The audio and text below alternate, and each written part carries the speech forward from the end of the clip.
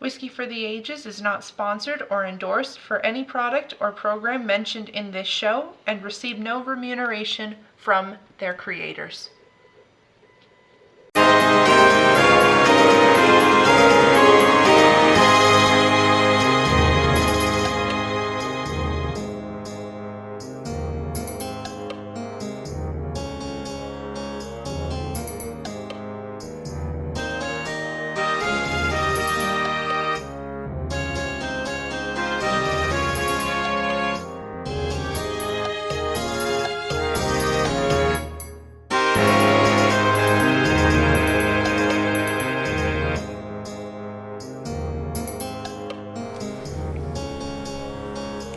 Hello, everybody. A warm welcome back to our Whiskey for the Ages podcast subscribers.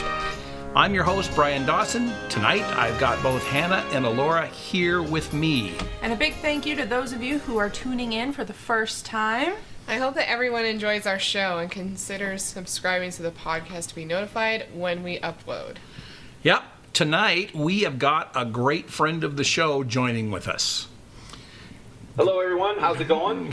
We got Greg Walters here. He has been on the show before. We have been on his show before. Welcome back. We are looking forward to going on with what craziness is going to ensue here. So, little confession time. We've all got 6 samples in front of us tonight. The Whiskey Fairy somehow got some little samples to Greg, and we're going to be tasting with Greg. We know what we're drinking. Greg does not. So we're going to put his palate to the test. So, Greg, what we want you to do is to start sniffing sample 1. Number 1? Yep, start sniffing, and then I'll talk a little bit about what we're going to do, and then we'll have you go ahead and tell us what you think about it. So we're going to follow a format that we in our local whiskey club uses. We do a blind tasting most summers. We haven't done one this summer. The summer got away from us, but Hannah is much better at this than I am. When I say much better, what we do is we lay out 24 samples. As magic would have it, there are 25 samples in a 750 milliliter bottle. And then what we do is we share those samples with 23 other of our Whiskey Club members. So we don't know what we're drinking. One person actually sorts them out for us and kind of gives us a test. And then what we look at is what type of whiskey is it that we're drinking? Is it American? Is it a single malt? Is it bourbon? Is it rye? Is it Scotch? What is it? Usually we are not mixing, but tonight we're going to mix a little bit. We also try to decide what is the proof of this guy. So we're looking at type and proof, and then we say, if we know a distillery, can we pick out the distillery from what it is? And then another one that we'll look at is age. Now, when we're looking at proof, I'm going to step back. Proof is a really wide range. So if we get it exact, we award 2 points. If we get age exact, we award 2 points. But if we're within 5 on the proof, we'll give a point. And we're within 2 years on the age, we'll give 1 point. And then lastly, and most difficult of all, is what bottle are we drinking? What is the actual whiskey? So there's actually, 6 different things we're after. Type, proof, distillery, age, and bottle. Now, we all know that some bottles don't have a distillery that's sourced from somewhere. Some bottles don't have an age statement. So in some cases, the maximum points, the very first one we're going to do tonight, one you're sniffing, Greg, is 7 points. The remainder will be less than that. So, Greg, what do you think? This first one. No pressure.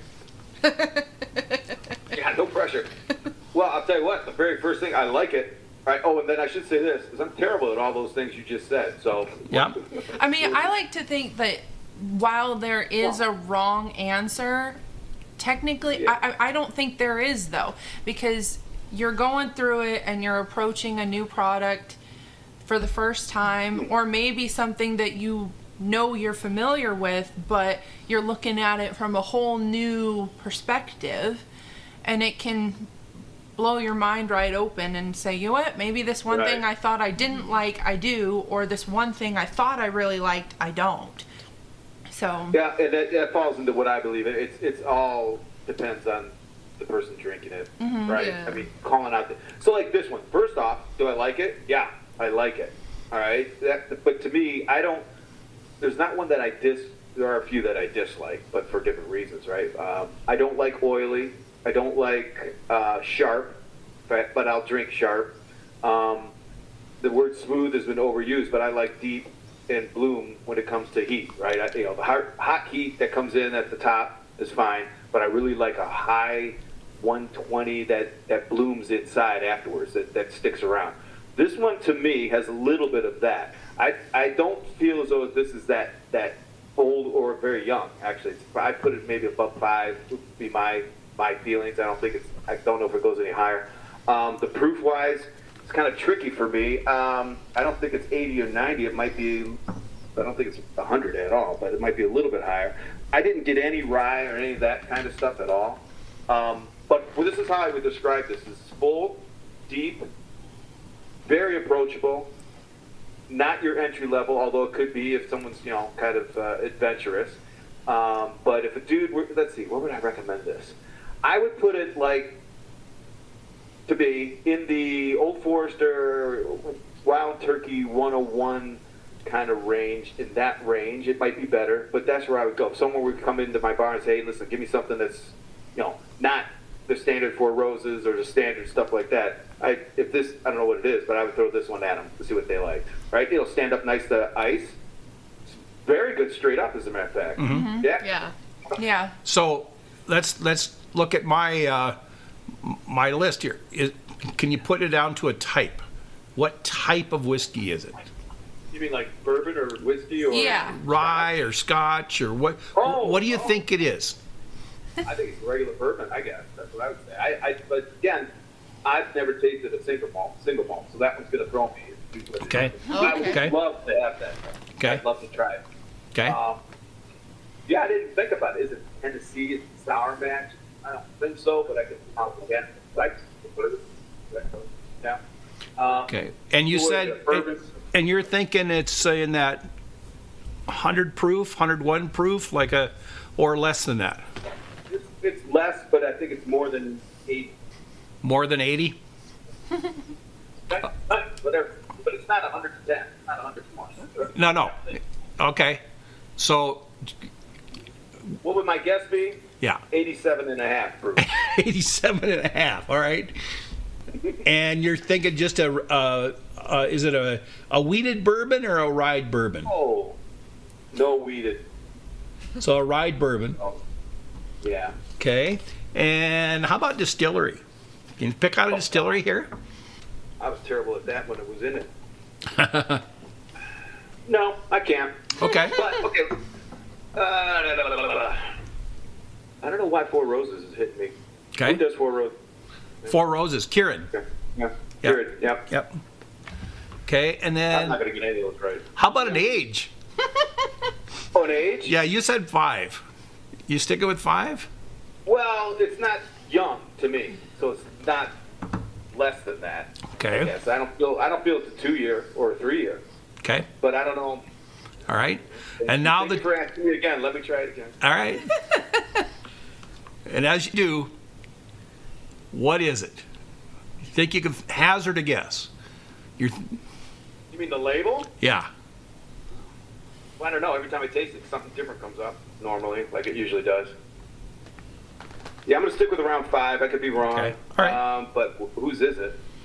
I have no clue. I have no idea. All right. It could be... And you like it, so on a scale, you can do that one. I can do that one.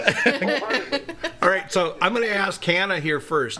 On a scale of 1 to 10, what do you think of this? So this is one that I'm very familiar with. It's one that I like keeping around as well. And it's one of my go-tos in a lot of ways. If we're keeping it as a round whole number and not breaking it down into decimal points or anything like that. I'll go with a 9 out of 10. Ooh. I really love this one. What's a big rate? I was going to go to an 8. Okay. Yeah. All But right. I'm pretty strong. I mean, there's very few 9s. Yeah. Yeah. No, Yeah. Yeah. Laura, what do you think? You know, I like it, but I think that it would just be like one of those ones that it would be nice to have on hand, honestly, for not a very busy day. Like if I come home and I want something and I don't want something anything like serious or really high proof, then probably this one. So Okay. I'd say like a 7 or an 8. Okay. And I'm going to go with 8. So let's just say we've got 3 8s and a 9.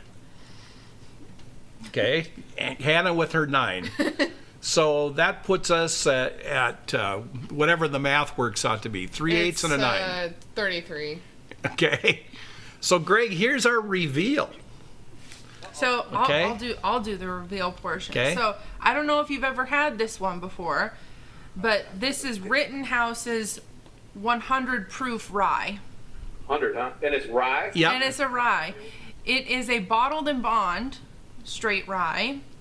Comes from Bardstown, Kentucky. So Rittenhouse falls under the Heaven Hill Distillery. We've got a mash bill of corn being 35%, rye being 51%, and then malted barley being 14%. So that was that high a rye, huh? Yes. Yeah. It's not even a bourbon. Right. It's a rye. It's a rye. But Rye it's whiskey. kind of Yep. deceptive. Rittenhouse? Rittenhouse. Yep. Yeah. It's kind of deceptive, though. Yep. And so barrel char number 3, we don't know the barrel entry proof, 4 years old. So since Because it's a bottled and bond. Yep, 4 years old, and because it's a bottled and bond, it's 100 proof. We buy this over here in Idaho for under $30.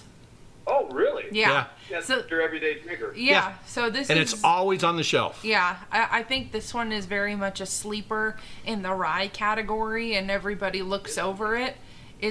I agree with what you're saying that it has a depth to it, that there's some warmth there as well, and it just keeps growing and growing the further you go. I really like rye, so it's not surprising that I gave it the highest score out of the bunch of us.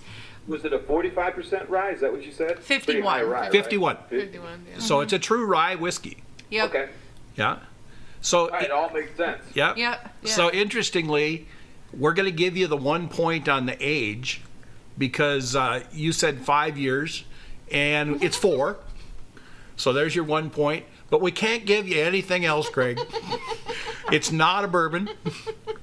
Yeah, it's rye. And you didn't guess a distillery, which is fine. Heaven Hill. Yeah, Heaven Hill. You were a little off on the proof side of Yeah, it. a little off. Yeah, but now it makes sense because it's 100 proof, but it's a high rye, so it kind of sweetens that bloom. Yeah. And there was a bloom, but I don't know. Maybe I'm used to 122 proofs. Maybe that's it. Maybe. So, but okay, that's fine. That's Yeah. But what does get me though is I had Tennessee in my head in terms of it's more of this and less of a bourbon, but I didn't say it. Yeah. Well, that's fine. That's cool. Thank you. Rittenhouse. Never had it either. Rittenhouse rye. We have to be careful not to go too far away from our bourbon roots, and because there's ryes out there that are just plain awesome. Oh, I love rye. I mean, I really do. I like all the Willet stuff. I like rye a lot. So. All right, so All right, good enough. let's get That's ready. good. Let's get ready for number 2. And I will say, I know like Hannah and Dad do this way more than I do, so Yeah. I would not have a shot at any of this. I just want to say that. I'm It's hard. It's difficult. yeah. I don't know how guys do it, and it's frustrating because once you say it, it's like, oh yeah, I do taste it. Oh yeah. This one's gonna throw me already. Oh yeah. I just smelled it. I don't like it. That's Okay. fine. Search for things in this one. So, as you're drinking, as you're sipping, as you're nosing, think, type. What kind of thing is this? What kind of Well, whiskey? I would say it's Scotch, but I don't know what the other one tastes like. Okay. And then proof. That's getting better. Ooh, there's a lot there. Yeah. This is a surprising one. There's a lot there. For a person who says it's Scotch, immediately if they like Scotch, then they're more open-minded. But if a person who's not had Scotch or say they don't like Scotch, it becomes very polarizing and difficult to sense things. Yeah, I understand. There's a lot. To me, there's a whole mess load of stuff in here. Yes. And things. I mean, the pepper for sure, and the heat is there. Scotch, age, God, I have no clue, but I would say more than. There is no 5. age statement on this, so don't worry about age on this. So it's 2 years old. It's actually 3 or older. Scotch has to be 3 years.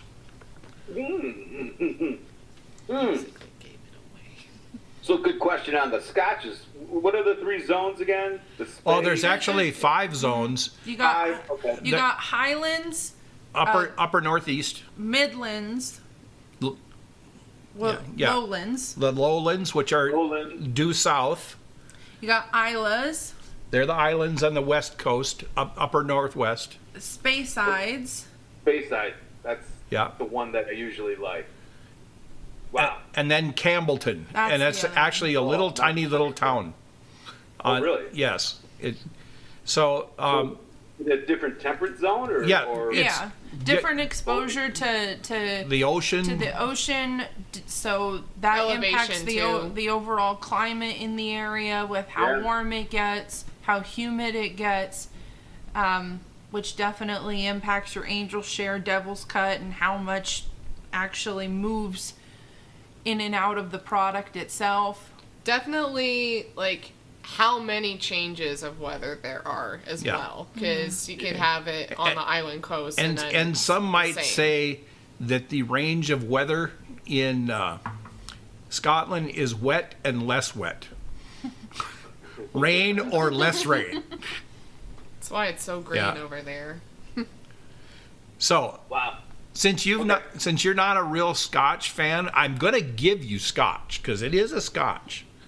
It's an unpeated Scotch, meaning I was going to ask, which is the zone that has all the peat? it's Isn't typically Isla, Oh, typically. Okay, and 'cause I then don't pick up any or hardly any peat that No. I'm used to. No. Remember, I just barely get Yep. Scotch. But Yeah. I don't pick up hardly any peat. and Speyside typically has peat as well. Okay. The Highlands usually don't have peat.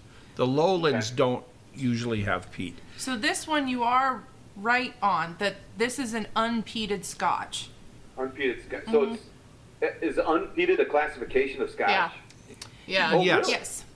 Yes. Yeah, there was the one Scotch that was called a Lagavulin that we Yes. had, and I really tried. To like that thing, and I even had like coffee ice cream with chocolate chips to make it tolerable, and it wasn't. So And that's very And peated. and That it- one's really peated. And it grew on me. The more I drank it, the more I began he to was the understand it. trooper.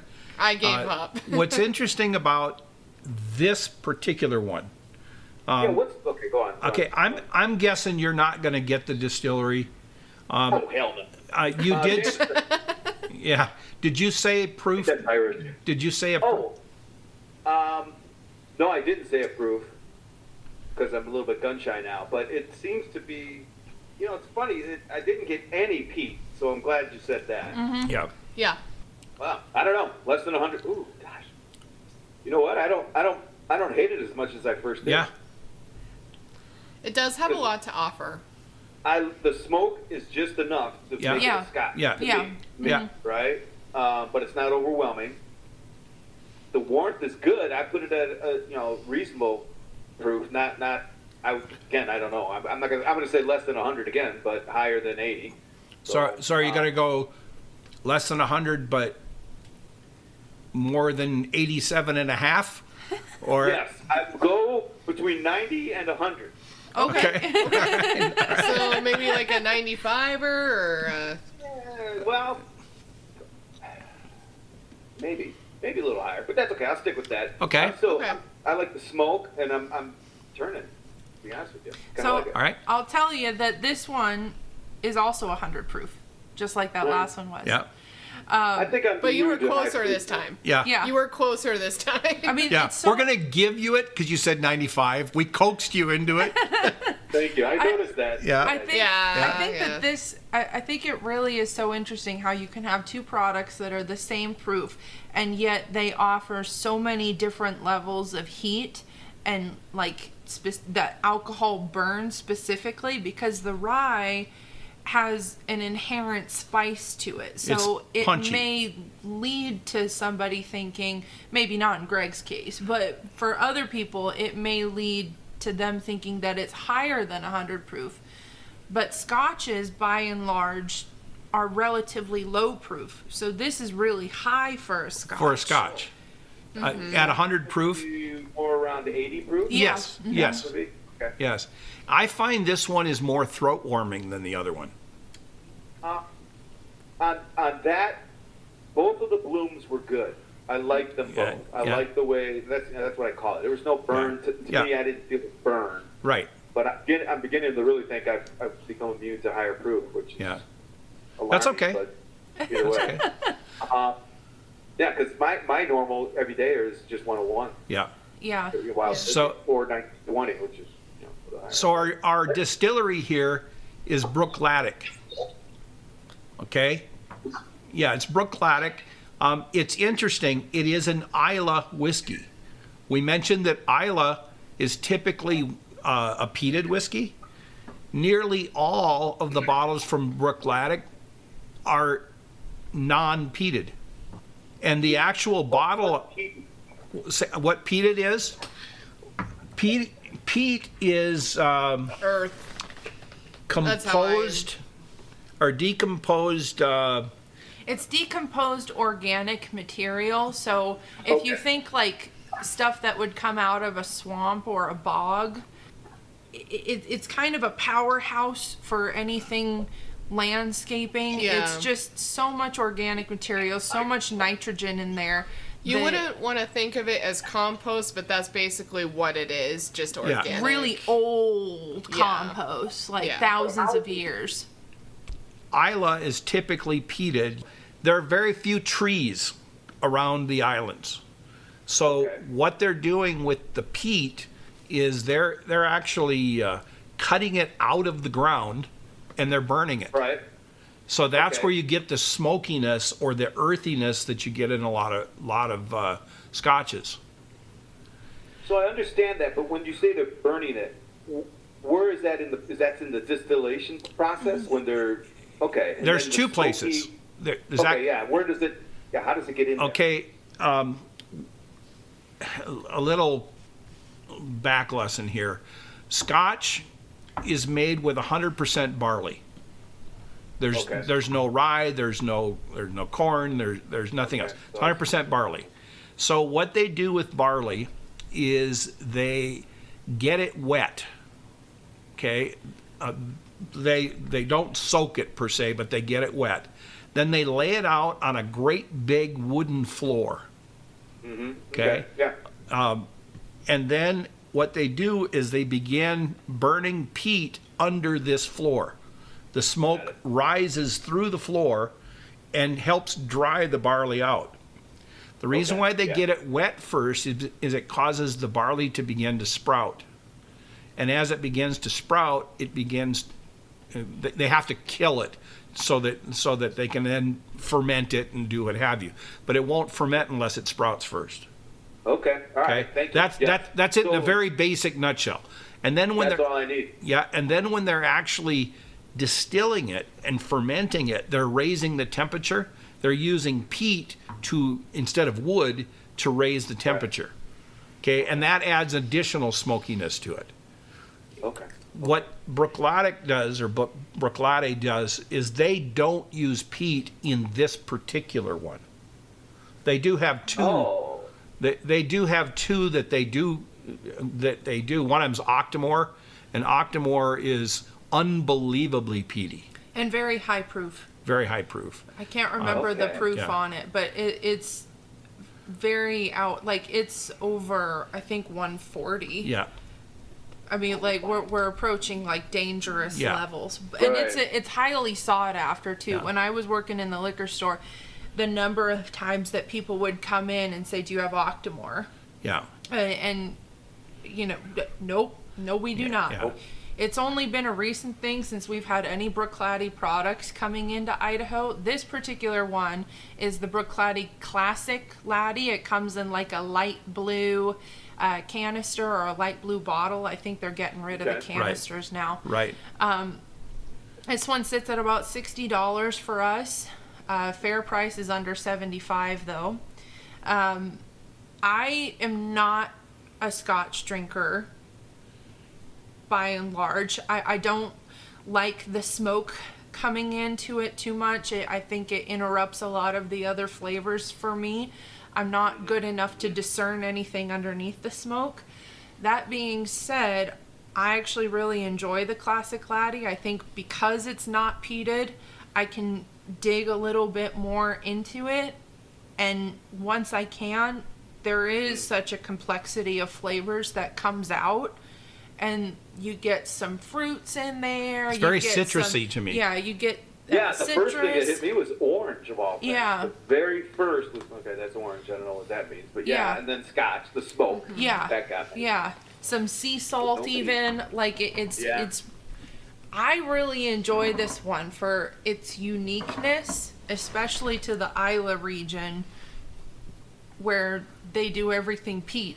They love their peat over there. Just down the road from them is Lagavulin, and Lagavulin is the one that Alora was mentioning. Yeah. With the real heavy peated. Heavy peat. Yeah. I will say that this Scotch, because I'm kind of like Hannah, I'm not really a huge Scotch fan, but to me, this Scotch reminds me of like the sea salt that Hannah was describing. It also just reminds me of books. Like, books have an aroma, essentially. Like, Yeah. you go into a library and it's right there, and I find that a very like comforting smell. So oftentimes, like, when I'm smelling anything besides wood, I'll think like, okay, well, maybe leather, and then from there I'll be like, Leather. is it like a leather as in like a coat, or leather as in like books? So The covers, yeah. yeah, so this one reminds me a lot of books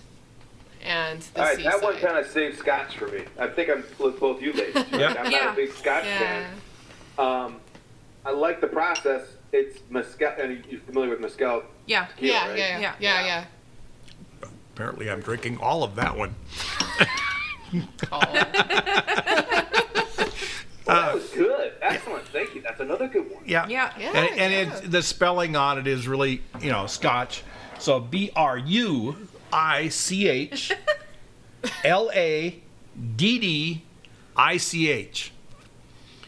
all those extra consonants you can't say. You could also probably look up Classic Laddie Scotch and it'd point you in Yes. the right direction as well. For all the listeners out there who are like, I'm not writing that down. Yeah. Yeah, fair The enough. classic latte.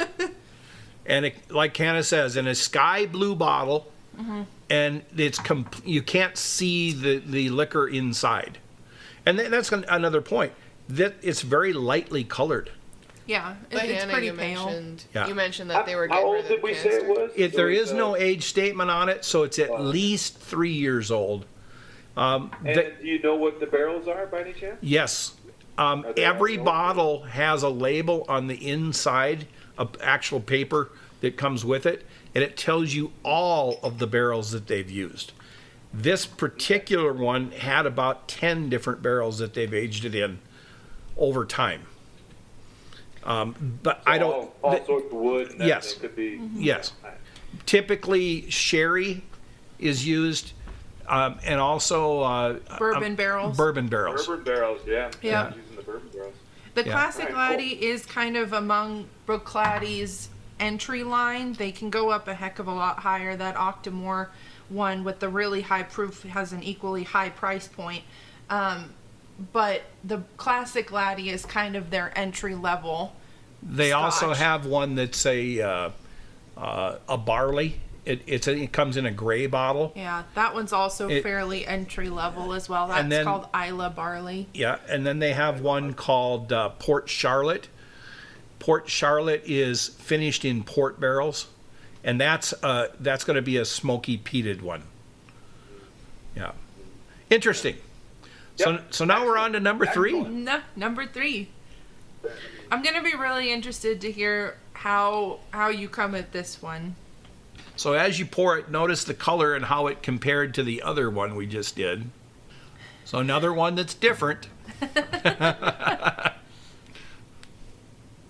It almost seems like we're catching you with ones that you've just never had the opportunity to try out before, which is absolutely. which is a lot of Absolutely. fun.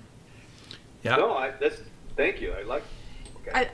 I think that's like one of the great things about doing a blind taste. So listeners, if you ever have the opportunity to do a blind taste, whether it's with a Facebook community or at a formal in-person event, you should really give it a shot and go. It really push the limits of your own palate and what you think you know about whiskey or really any other spirit. I'm sure that there's plenty of tastings for gin or tequilas or anything else, and it's just a lot of fun.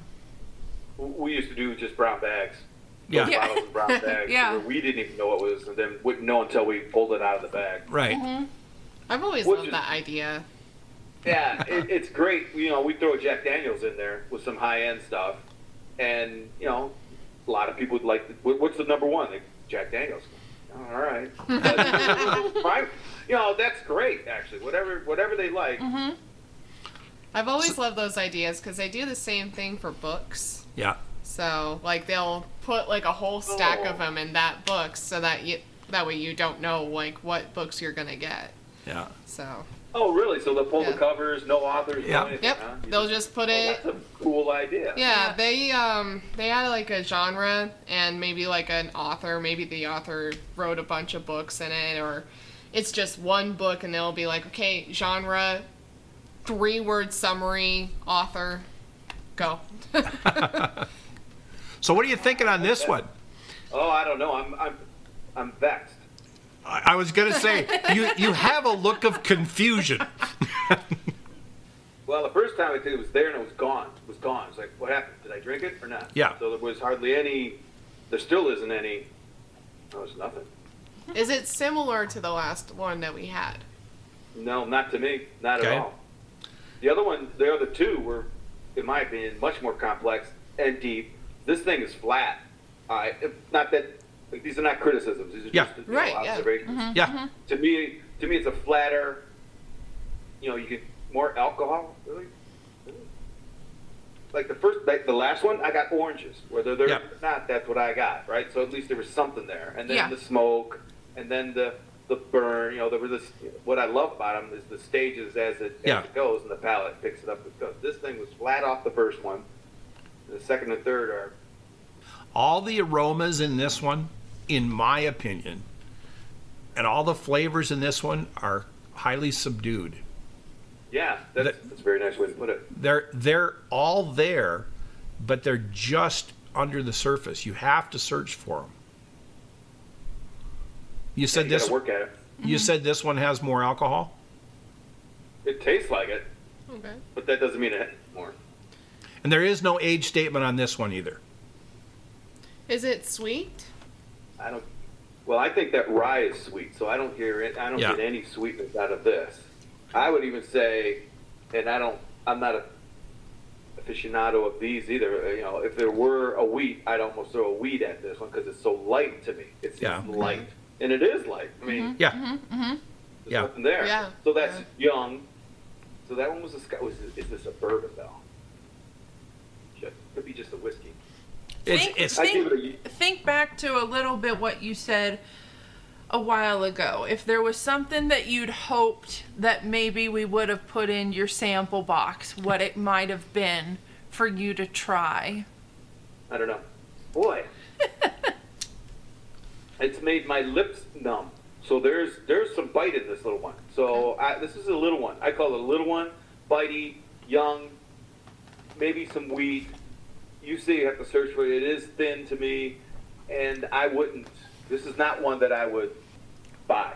Okay. But Fair that's enough. me. I Fair like enough. big, bold, thicker, Okay. dimensional. Fair enough. Fair enough. And you know stuff. what? That makes total sense. This is actually an American single malt. Oh, really? Yes. Really? Yeah. Yeah. So this one is you're close with the wheat, not quite there though. American single malts. These ones are all 100% malted barley as well, which is why Laura was wondering if maybe you thought this was I see. similar to the Scotch. Yeah, because that's how I interpret American I single didn't malts. get anything even that's why, so this is, it should be, right? Because Yep. that's what Well, it should be. But I didn't get anything Right. near it. No smoke, Nope. no peat. Nope. No, no. Like I called wheat of all things. Yep. Yeah. And young and thin. yeah. Yep. So some of these American single malts and Scotches too, the variety that they manage to impart onto something that's 100% malted barley is really pretty impressive. Whether it's Okay. having peat in there, whether it's using a sherry cask, whether it's using a heck of a lot of smoke in their aging process, they manage to pack a whole bunch of variety in how they want their products to come out. Even within the Okay. American single malt category, you won't see the same thing twice. So American Okay. single malt, if you think in terms of Scotch with the 5 different regions, wherever American single malt is made, it's going to taste different than someplace else. We did a podcast a while back. I think it was episode 7 last season, that was all about American single malt. We had 4 or 5 different American single malts. One of them was from Virginia. This one is from Virginia. Okay. One of them was from Montana. One of them was from Idaho, We had one from Nevada, and one from Nevada. and then since then we've gotten one from Oregon. They're all different. Every one of them is different. And it Yeah. has to do with regionality. And what the distilleries want to do with it. I think a lot of the American single malt distilleries, you can think of them like craft breweries. They all want to Okay. have their own hip moment. They all want to stand out from the crowd and be really unique and attractive to young consumers and really anybody who's wanting to go on a bit of an adventure with their whiskey. Just because you can't pin these guys down, at least with a bourbon or with a rye, you know, okay, I'm gonna get a lot of sweetness because it's a bourbon and there's gonna be a lot of corn here, or okay, I'm getting a rye, so there's gonna be a lot of fresh notes, a lot of citrusy notes, a lot of spice notes even. But with American single malt, it's a grab bag. You're grabbing it Well, for its originality. So this, Isn't that because there's no standard set? Correct. Yet, though? not yet. There's actually a standard out there. The Tobacco and Trade Division has not put down on paper yet. They've not given it an official category. It's been 2 years since it was submitted, and they keep saying it's coming, and they haven't put it out yet. So this one is aged in 50% of it's aged in bourbon casks. Okay. 25 in Fino Oloroso and Pedro Jimenez sherry casks, and then Oh, another okay. 25% in European red wine casks, cuvee red wine casks. So the fruitiness that's there is very subtle and very soft. Did you guys did you really pull anything out of this? I mean, Yeah. because I'm having Yeah. difficulty. I try looking for, and this is just me imparting what I get from it, but because I know that this once upon a time had been aged in a red wine cask, when you drink a red wine, yeah, you get those red berry notes, but they get a little bit bready because of how the wine aged, how it fermented, and everything else. So I get bready red fruit out of this. It's subdued red fruit because of the bread there kind of grounding it, but it's just there. On that same note, I bake a lot. I bake a lot Okay. of breads, and I remember, I haven't tried this one yet. Maybe I will. Barley bread. I mean, Okay. this has like a barley bread element to it, and then Hannah kind of going off of the red berry. If I had to nail it down to a berry, perhaps cranberries for me. It's bitter enough. Cranberry would be bitter. Yeah, bitter. Yeah. Hey, but I like the bread, right? Yeah. I don't bake that much, but I can see it. So the bready, the red berry, I can't pull that much. Like I said earlier, it's still too thin to me. Yeah. But I get, that might be because it's more like plain bread. Yeah. I think that this one overall is very bitter. I think that the American single malts that I've had just have been bitter, or they're similar to Scotch because it's a malt kind of. Yeah. Yeah. For me, because I'm not a Scotchy, if there's even a hint of smoke. Yeah. That is, okay, so Scotch. That's it. I could be wrong, but that's my indicator. But I didn't get any smoke off of that. Right. Wow. But so this is a young. Is that what you said? It's a young. According to their website, it's a minimum of 4 years old. And this, by the way, I don't know if we've mentioned it. This is called Courage and Conviction. American single malt whiskey. This one is sitting at only 92 proof, so it's a lower proof than the other two that we just had. I find it interesting that you called it the little young one, the little young and bitey one. But at the same time, I find that really interesting with the name of the product, like Courage and Conviction. I could see it being young and bitey. You know, it's an appropriate descriptor for it, for sure. So this one, like I said, is 92 proof. This one is also the most expensive one that we've had so far. We paid $70 for it, but don't be surprised if some shelves you walk into, you see a price for $80 or even $90. So a little bit higher up there. And that's an interesting point, the shelving. It's, there's not a distinguished category for it yet. Like, if you have it in liquor stores, where are you going to put it? So where have you found it? Well, you just throw it in the whiskey. That's safe, right? I bought an American single malt for my dad for Christmas because I was in a different state, and I ended up finding it between the bourbon and the Scotch. Yeah, that's probably where it should go.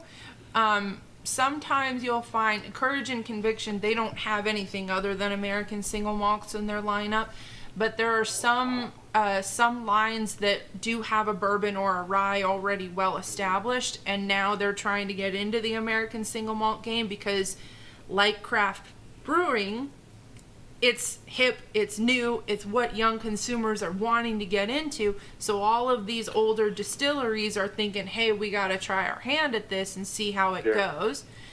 So sometimes you'll see these American single malts placed right next to their bourbon or rye brothers. Right. Same distillery. Yeah. Would you guys call this a typical or an atypical American single malt? No such thing. No such thing. I'm with Alora though. I don't know if typical is the right word, but I would consider it a good baseline. Because it's not peated, because you don't have a whole lot of smoke in it. You do still have the variety in how it's been aged, but you're really giving that malted barley its full moment to just stand on its own and say what it's got to say. So I think this is a good baseline for what American single malts can be, but it certainly doesn't, it's not, gonna limit what single malts are. Right. So I shouldn't judge the whole thing. Absolutely not. No. Yeah. Cool. There are certain bourbons that people don't like. There are certain bourbons that people love. Doesn't make one better or worse just because one person has an opinion. Absolutely. That's the story of bourbon. Yeah, absolutely. I love it. So let's move on to number 4, Greg. Number 4, again, has no age statement. So maximum points here you could possibly get. First, got to think about what type is it. This is if we're still playing by the same game. We've kind of deviated a little bit. But you know what? I think that's fine. I'm sure the listeners are like, I don't know what they're drinking. Why are they talking like that? Yeah. But And then, obviously, we want to look at proof. And then if you can pick out a distillery, And lastly, a bottle. What is this we're drinking? And I have to be perfectly honest with you. I have not had this before in recent memory. You haven't had Howler Monkey? No, No, this ain't Howler. I will say it is not I'll Howler say Monkey. it. Yeah, it's not Howler.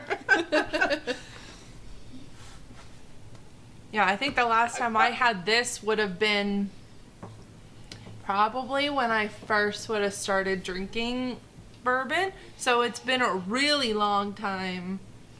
You have a knowing face right now.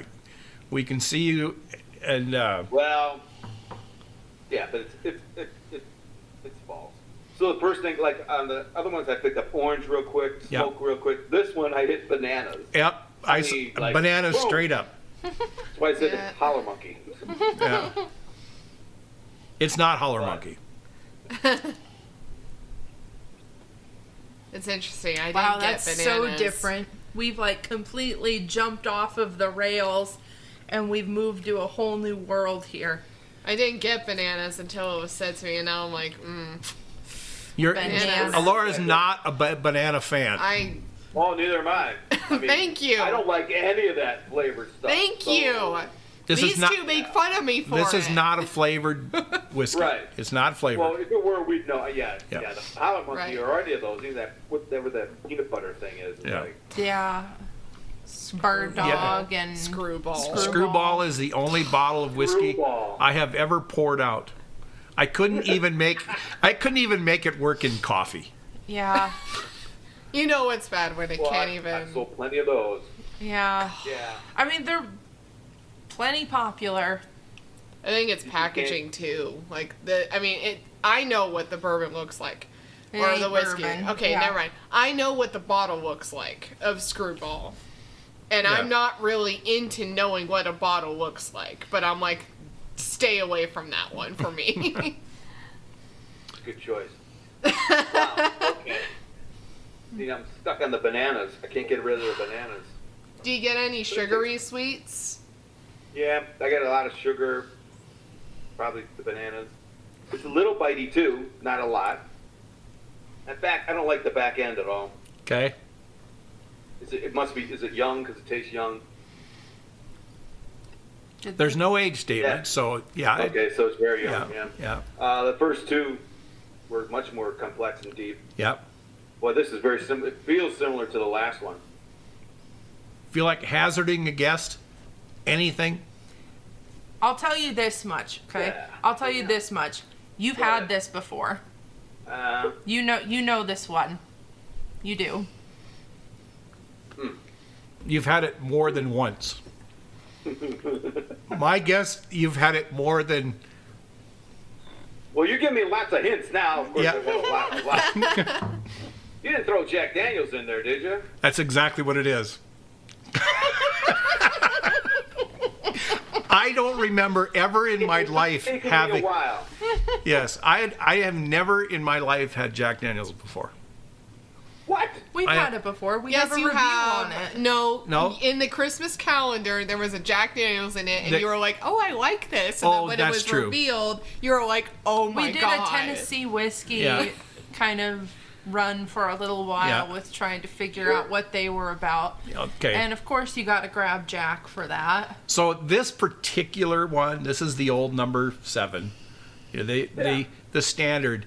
It's hard to believe, but Jack Daniels, what is it, 90% of all Jack Daniels sold, of their various different iterations of it, is this Yep. across the world.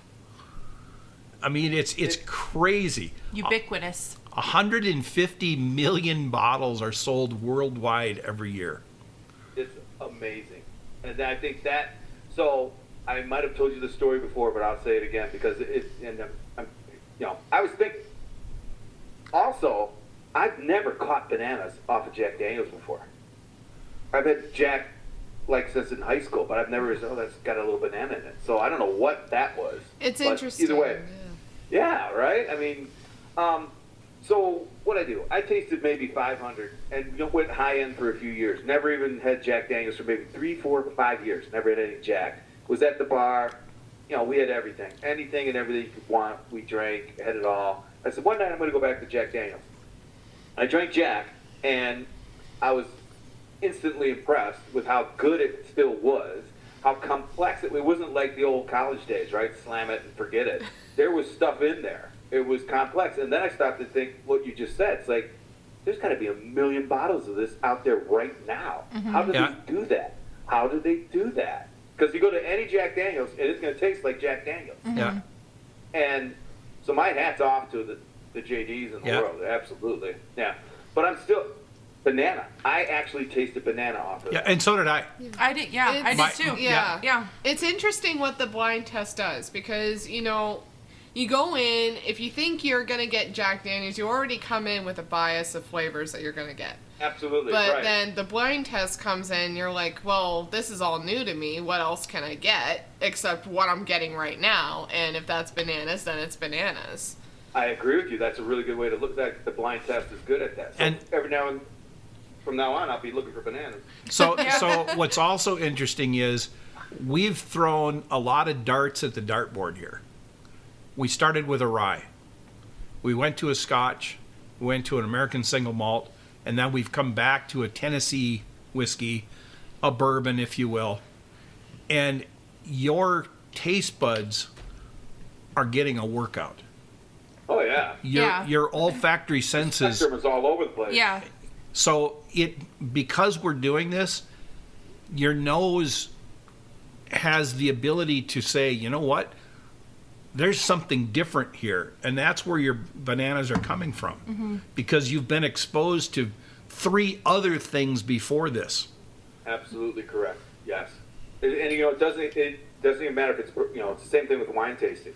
Yeah. Right? I mean, wine, and I have to admit, the very first couple, they all end up being the same. It's the fact that the olfactory opens up. Yeah. And people start to suggest. Oh, absolutely. So this one's interesting. It's Jack Daniels. It's 80 proof. 80 proof, but the bite was still there. Because it's young. Yeah. And, that all makes sense. You were dancing all around it.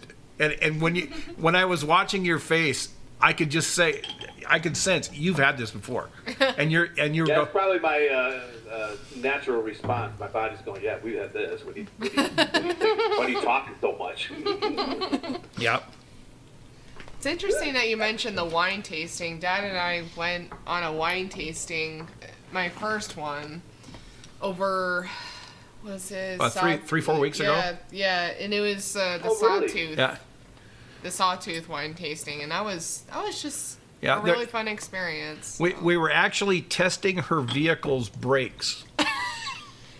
Yeah, because there's like hills, and my car was essentially, whenever I would have to press the brake going down a hill or down a steep hill, it would shake the entire like front dashboard and my wheel.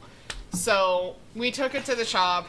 They in theory fixed it. So we were testing it to see, did you really fix it? And because we didn't want to have to drive her up. Yeah, we had new control arms put in it. We didn't want to have to drive up to drop her off for her next year of schooling and be stranded in the middle of nowhere. Because there's like an 8% downgrade hill on the way over, or something along that kind of gauge. And we drove by a winery that we had driven by back and forth when I was going to my undergrad school, and my dad was just like, well, let's just go. I've driven by that winery probably 100 times. Yeah, actually probably 100. That's accurate. It's not an exaggeration. I mean, it's halfway between here and the other side of Idaho. I used to travel back and forth across the state every 3 weeks. So, I mean, I said, well, we're here. We have to turn around right here. We might as well go to the winery. And I love it. We were pleasantly surprised. It's a really cool place. Yeah. So was it all red wine? Is that no, red and white. We had some strawberry, and then we had some white, and we had some red. Yeah, they actually had a wine that was infused with strawberries, which was kind of cool. were the grapes from there? Yes, Yeah. yes. Yeah. Oh, No. really? Idaho actually is, I mean, we're not Washington or California, obviously, Right. but Idaho actually is a fairly premier spot, I think, for wineries. We have quite a few around Pinot here. Noirs are really big in Idaho. Oh, They grow really, great. really well here. But we've got the Chards are really popular here too. We did bring home a Chard and we did bring home a Pinot Noir. Yeah. I think, did we? The white No, grapes we do didn't. well. Yeah. Yeah, We're hot and dry. Winter Yeah. grape. We're very hot and dry. And it's interesting where this particular winery, it's just north of the Snake River. The Snake River is very large. If I were to guess, I would say Idaho. maybe, what, 150 yards across, Well, maybe bigger. it but- connects to the Columbia River, which borders Washington and Oregon, and it goes all through To the Idaho. ocean. Yeah. Yeah. So- So it's a very big river. With this much Okay. water in it, it's going to affect climate. So most of the wineries Okay. around Idaho are near the Snake River, or the Snake River influences them. Anyway, Is it a tough winter or not? not particularly. There it would be. It can it be. would be. Yeah, you'll get But into not like Wisconsin or Michigan. No. No. You'll get Okay. single digits, but it will warm up into the 40s in the daytime. It's Well, that's good for the Pinots because that Yeah. makes them stronger. Those Yeah. little, Yeah. little grapes. Yeah. And same with Yeah. the whites. Yeah. Yeah, Oh, yeah. interesting. So Yeah. lots of wineries out here. Like, it's kind of a fun thing. Deviate. yeah. All right. Number All right, number five. five. Are you ready for number 5? This one, don't know. I'm gonna just tell you now. We have a soft spot for this one. So whatever hatred you end up having, if any, I hope none, but whatever you do have, just be gentle with our feelings. Be gentle. Or actually, just But I say think whatever you're- you want. But, Yeah. but I think you're gonna like this one. I really genuinely do. yeah. No bullshit. It's a good color. So what kind of sweet? Fruity or Yeah. sugary? First impression, right off the bat. Ink. Ink. Ink. Sweet on the sugar. Good. There's a bite in there too that I like. There's no bloom. It's all up front. The bite so far is up front. So well, like Jack. Yeah. Young. Licorice. Throw it out there. I love it when people just throw it out Matchsticks. impressions. Matchsticks. Interesting. I like that though. Yeah, there's that char there. Well, there's a lot in there. Okay. Yeah. Yes. Boy, it is bold. It is sharp, almost bold, but it is Yeah. sharp, right? Yes. Especially compared to the first. And again, I'm basing it on the last two and everything else. Yeah. So I'm gonna go young. I like that you said that it was upfront, because this one is very upfront compared to It the is other ones that upfront. we've had. Yeah. Oh wow. There is no age statement on this. It's young. Technically, Okay, that's fine. That's fine. technically, There's mineral in there. There's granite, and there's something. yeah. Technically, there is a distillery on here, but this is, I'm going to give you a hint, but it won't help. It's contract distilled for somebody else. We'll tell you the story about That does it. well. Because it is a cool story. It's not bad, but guys, it does bite. There's a little bit more of a bite in here than the other ones. So Yeah. would you So- hazard a guess on the proof? Well, the proofs always screw me up because it's young. So the youngness, to me, increased 97.7. But You're close. okay. Here's Well, why you're close. It's between 100 and 200. Yeah. That works for me. Ooh. This one actually sits at 121. So this is Oh no shit. Yeah. yep, 121. this, Yes. Yep. It does not drink like I would 121. not call the 121. And there's a I bet reason and there's 121. and there's a reason why on this I like one. it even more now. Yeah, yep. There's a reason why that it won't drink like a 121. Didn't hit on it yet, but this is a bourbon. All right, it's a bourbon. Wait a minute. 121. That narrows it down. But it's still, to me, it's still young. 121, the mature young, to me, would be a little smoother and more in the back, not up front. So, what was it? What was that one? Widow Jane. Anyway, surprises me. Although I would say there's a bite, I didn't think it was 121. Would you say that this is like a wheated or a rye, or what kind of bourbon would this be? I'm really bad at this. See, the proof, the alcohol kind of covers that, for me at least. Could be wheat. It could be. Bingo. It is wheated bourbon. Yep. I don't get as much, like, the spicy off of a rye. Yeah. as much. Yeah. That's right. And the wheat actually works to kind of temper down that initial alcohol burn that you would think. Wheat's a lot softer, so instead of rye being that secondary ingredient in this bourbon, it's wheat. So it makes it gentler, it makes it a little bit more approachable, even with the proof being what it is. So Well, it's, for 121, this is pretty good. Yeah. And it does I- not drink like a 121. I think that proof Wow. masks the age as well. It sure does. Yeah. I naturally assumed it's very young, and I could be, And I don't know what the age is. They don't post the age statement here. Well, then it is young, but 121 wheat, so the wheat softens it. Yeah. All right. So All right, what kind is it? everybody So- knows that MPG is a contract distiller. Okay, this is not MPG. This is bottled. This is bottled, or actually produced by American Freedom Distillery in Florida. Oh, However, we're at in Florida.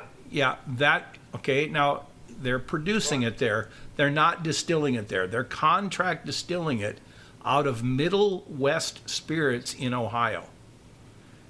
It's completely made in Ohio. It's aged in Ohio for American Freedom Distillery. I'm trying to give you a hint. American Freedom Distillery is the company that makes Horse Soldier. This is Horse Soldier Reserve. This is their top of the line, if you will. And Horse Soldier, So which color is this? This is the silver. the silver, yeah, the platinum. I've had plenty of it, and I did not catch it. All Yeah. right. So this one's interesting because the label itself is stamped from metal that came from the Twin Towers. Great story. Yeah. Yeah. The whole Yeah. whole thing is an excellent story. And I think, It's like- on the movie. Yeah, and Good call. I think that some of it, like, whenever someone purchases one of the Horse Soldier bottles, some of that donation goes to The Wounded Warrior the Wounded Foundation. Warrior. I think they all. Yeah. When I was in Oconomowoc, we hooked up with a bunch of the guys, and it wasn't these guys; it was some other ones. Meals ready to eat, whiskey ready to drink, or something. There were two of them. They do the same thing. A Yeah. buck per bottle goes to that stuff. Yeah. And so this is wow. It's 70% corn, 20% soft red winter wheat, and 10% malt barley. They're not publishing their barrel char, barrel entry proof. I kind of think that the barrel char is probably in around number 3. Yeah, it tastes like Yeah. a 3. And the barrel entry proof, my gut tells me it's probably in that 110 to 100, probably maybe 115 proof, not the 125. Yeah, going in. So it's So it rising. comes out 120. It's rising as it goes, as it evaporates. And this one is also one of the more expensive ones in the bunch here at $90 a bottle. But I love it. Yeah. I This is absolutely what I love drink this one. down in Florida. I drink this down in Florida, and it was one of the we got one of the first batches Yeah. when they first wow. came out. Yeah, we were lucky a lot back then to Yeah. get the first of a bunch of them. But I missed it. I wouldn't have called it. So it's a 122. Yeah. All right, excellent. Yep. So let's reflect a little bit. We've had 5 Yes. different whiskeys. We for sure woke up your taste buds. Yes. Are any of the 5, and I realize you're kind of having to rely on memory here, which of the 5 did you like best? Okay. So far, number one. Yep. That Rittenhouse Rye. The little sleeper rye. At 27 bucks, 28 Yeah. bucks. Can't I go know, it's like, wrong. Hey, I love this is what the Horse Soldier is what I drink typically down in Yeah. Florida, just because but to me, it's a little bit more expensive than it should be, but that's okay. But I drink it. But I think over the last 4 or 5 months, because of what I've been drinking now, this is a little bit untamed, even at $1.20. Yeah. Or, you know, it's like I like the bloom. I like the internal. Drink it, taste it. Okay, it doesn't burn, and then all of a sudden it blows up in the chest. This still didn't do it. It's right up front, and I think it's because it's young. But so yeah, well, the first one was in the high rye. I love rye. Actually, you know that Scotch wasn't bad. So that would be number 1 and number 2 right now. Nice. Yeah. So, Laura, what about you, though? We should probably talk a little bit about ourselves, I guess. So, Laura, which ones here are among your top 2? If we're going like Greg with number 1 and number 2. Horse Soldier calls out to me the most. In fact, like where I go to school, we ended up going to a liquor store, and that's the very first time I ever heard of it. And then, yeah, and my dad told me about it, or we had learned from the liquor store person. I don't know how, but I just really love this story behind it. So it's got that sentimental, and it's just a good bourbon to me. Absolutely. But, yeah. I think, though, you know, my mood changes every single day. So for sure, my answers probably won't be the same as I were to drink all these yesterday or tomorrow. But I really like the Bruichladdich, actually. So I would say for today, the Horse Soldier and the Bruichladdich. See, and I'd go Horse Soldier and Rittenhouse. But, I mean, anytime I find a product that is, like, at around that $30 mark and is one of those sleeper categories, the love I have for it grows to almost irrational levels, because I'm like, you've done it. You've won the lottery. You did all of the boxes perfectly. 10 out of 10. Give her the gold medal. You know, like, she did it. She did everything that could have been asked from her. So this one is definitely one of those. The Evan Williams Bottled and Bond Bourbon is another one of those that just really hits. The Old Forester 100 proof, the orange label one, that's another one. Like, they just sit right at the right price point. They do everything they got to do, and all 100 proof. Now that I think about it, like that's kind of interesting. Like, whoa, that's you know. Why Wild Turkey 101. Yeah. Right. I mean, it's I think it remains who they are, and there's gonna be, I don't know what it is, but there's something in here about the stories, but because that really does make a difference. Yeah, it does. Isn't that weird? It really does. But that's what bourbon and whiskey is all about. It isn't just I would have, 8 or 9 years ago, the story, whatever they're making up. And I think it was Jefferson Ocean, right? Yeah. It's aged on boats. Well, I think I had Voyage 3, or way in the very beginning, and it was excellent. It was just the best stuff I ever had, and by now I don't even know if they age them on boats anymore. They probably only age maybe. No, they are. They are. Jefferson's Ocean, yeah. It's interesting when you say aged on boats. I read a story recently about a distillery that is aging on barges in the Mississippi. Yep. It's basically just kind of floating there on the Mississippi, it's doing its thing, aging right there. Well, that's how they got aged before. Yeah. Right? Yeah, I was gonna say barged down. Yeah. Really coming back to like the origin of what bourbon is and how it migrated throughout the country when it was a baby spirit. It's just really cool. Yeah, and the whole Kentucky thing, because Kentucky is the region in the states that has the most rivers that lead to the Mississippi. Yeah. So the transport is there. And I think I learned that by looking up what Buffalo Trace means. Yeah. So a trace obviously is what the buffaloes leave behind before there's a path and all that. It's a trace. And then that led me. So the aging and getting down to Louisiana and what have you, it was interesting. By accident, you're picking up you're harvesting crops in the fall. you have too much corn. So how do you keep it so the rats don't eat it? You turn it into whiskey. Then you have to keep it somewhere. So somebody puts it in a barrel, but the barrels were full of pickles, so they had to burn the inside of the pickles so you don't taste pickled bourbon. And then it has to sit there until the snow melts to be able to rise the rivers to float it down. And all of a sudden they get down to Louisiana, to Baton Rouge and to Bourbon Street. And this is better because it's, a whole 10 months old. Wow. And from there, it just becomes like a science experiment. Like, well, what happens if it's, in the barrels for just a little while longer? Yeah. Like, what if we how use much new barrels? longer? What if we use new barrels that never had pickles in them, or tar, or whatever else was in them before? I love it. And all those empty barrels in New Orleans.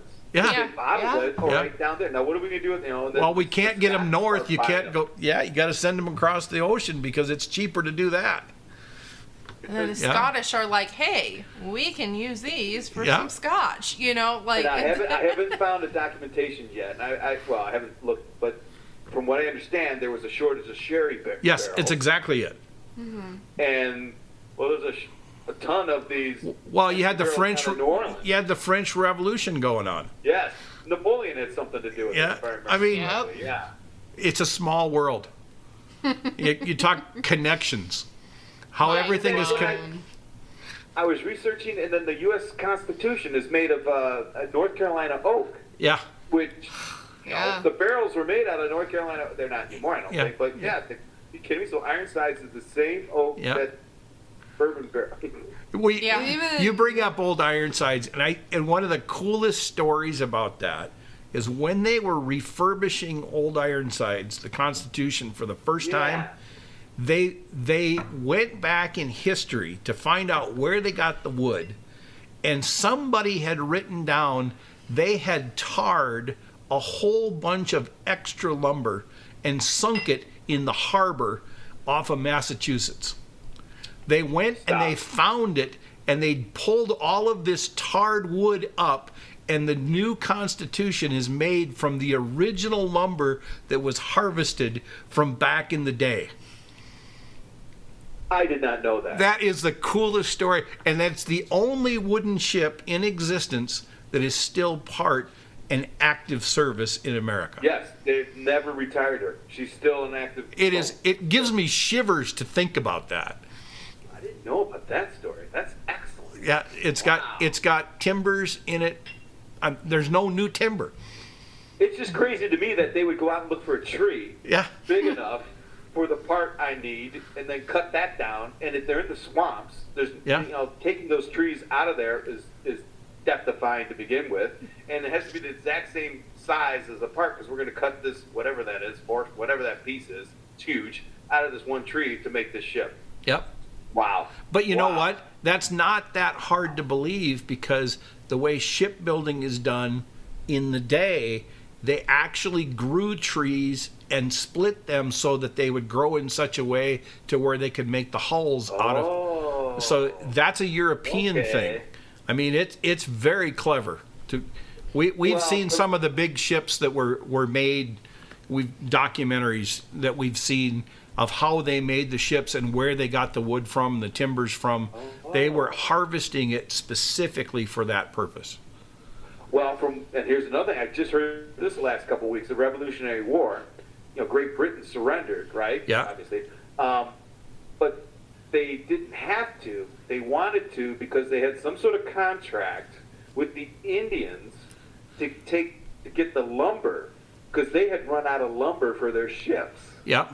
So it says, okay, we'll just surrender here, but we're going to still be commercially viable with this entity, whatever it is, and we're just going to take, because we need the woods, the wood that's in the forest, because we don't have any. So that's the first time I ever heard anything like that. It's also one of the reasons why the War of 1812 raised its head, because the English decided they wanted us back.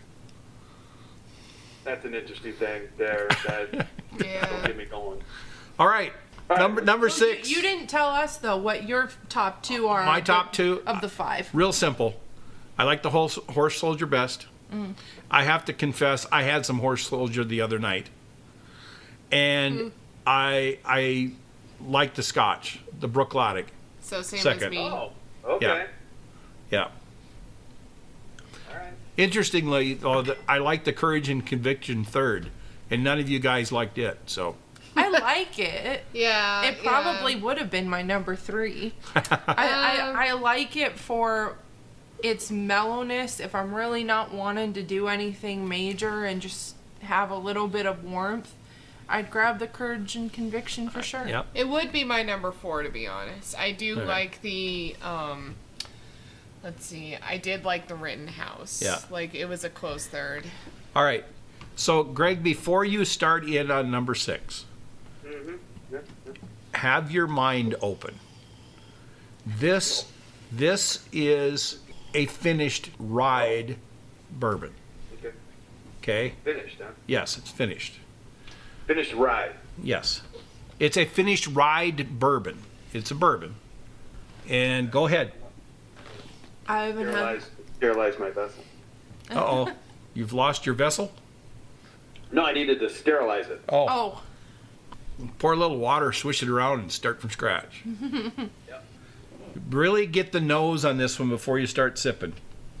it's been so long Yeah. since I've had this one. Ooh. And like the Horse Soldier, I'll tell you, there's a place in my heart for this one. All right, impression time. Front bite. Ooh. Is it fresh or not?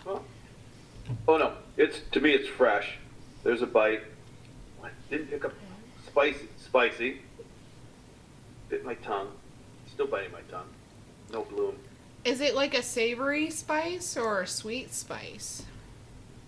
My initial thing was going to say both. Fair enough. That's Fair a enough. Good, That's okay. Yeah. That's a That's okay. good answer, because sometimes it can be.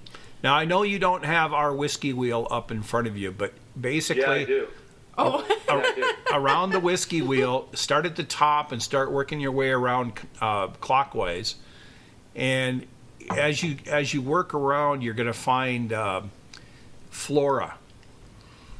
What in the flora realm is it? Is it grainy? Is it grassy. Or is it rosy? I think that And all of the above or none of the above are viable options as well. and also look at this one in the glass. I did. I mean it's got legs to. I mean the legs just don't stop. Deep color. Yeah. So Yeah. floral. But first off, yes, I would have picked out the floral. I'm trying to find the right one. I hit some flowers, some fruit. is it kind of like a rose water or like something? Or is it more? Stop. Or think in or terms like of cherry blossoms. cherry blossoms in the spring. I was going to say in between the rose and the cherries. Cherries actually.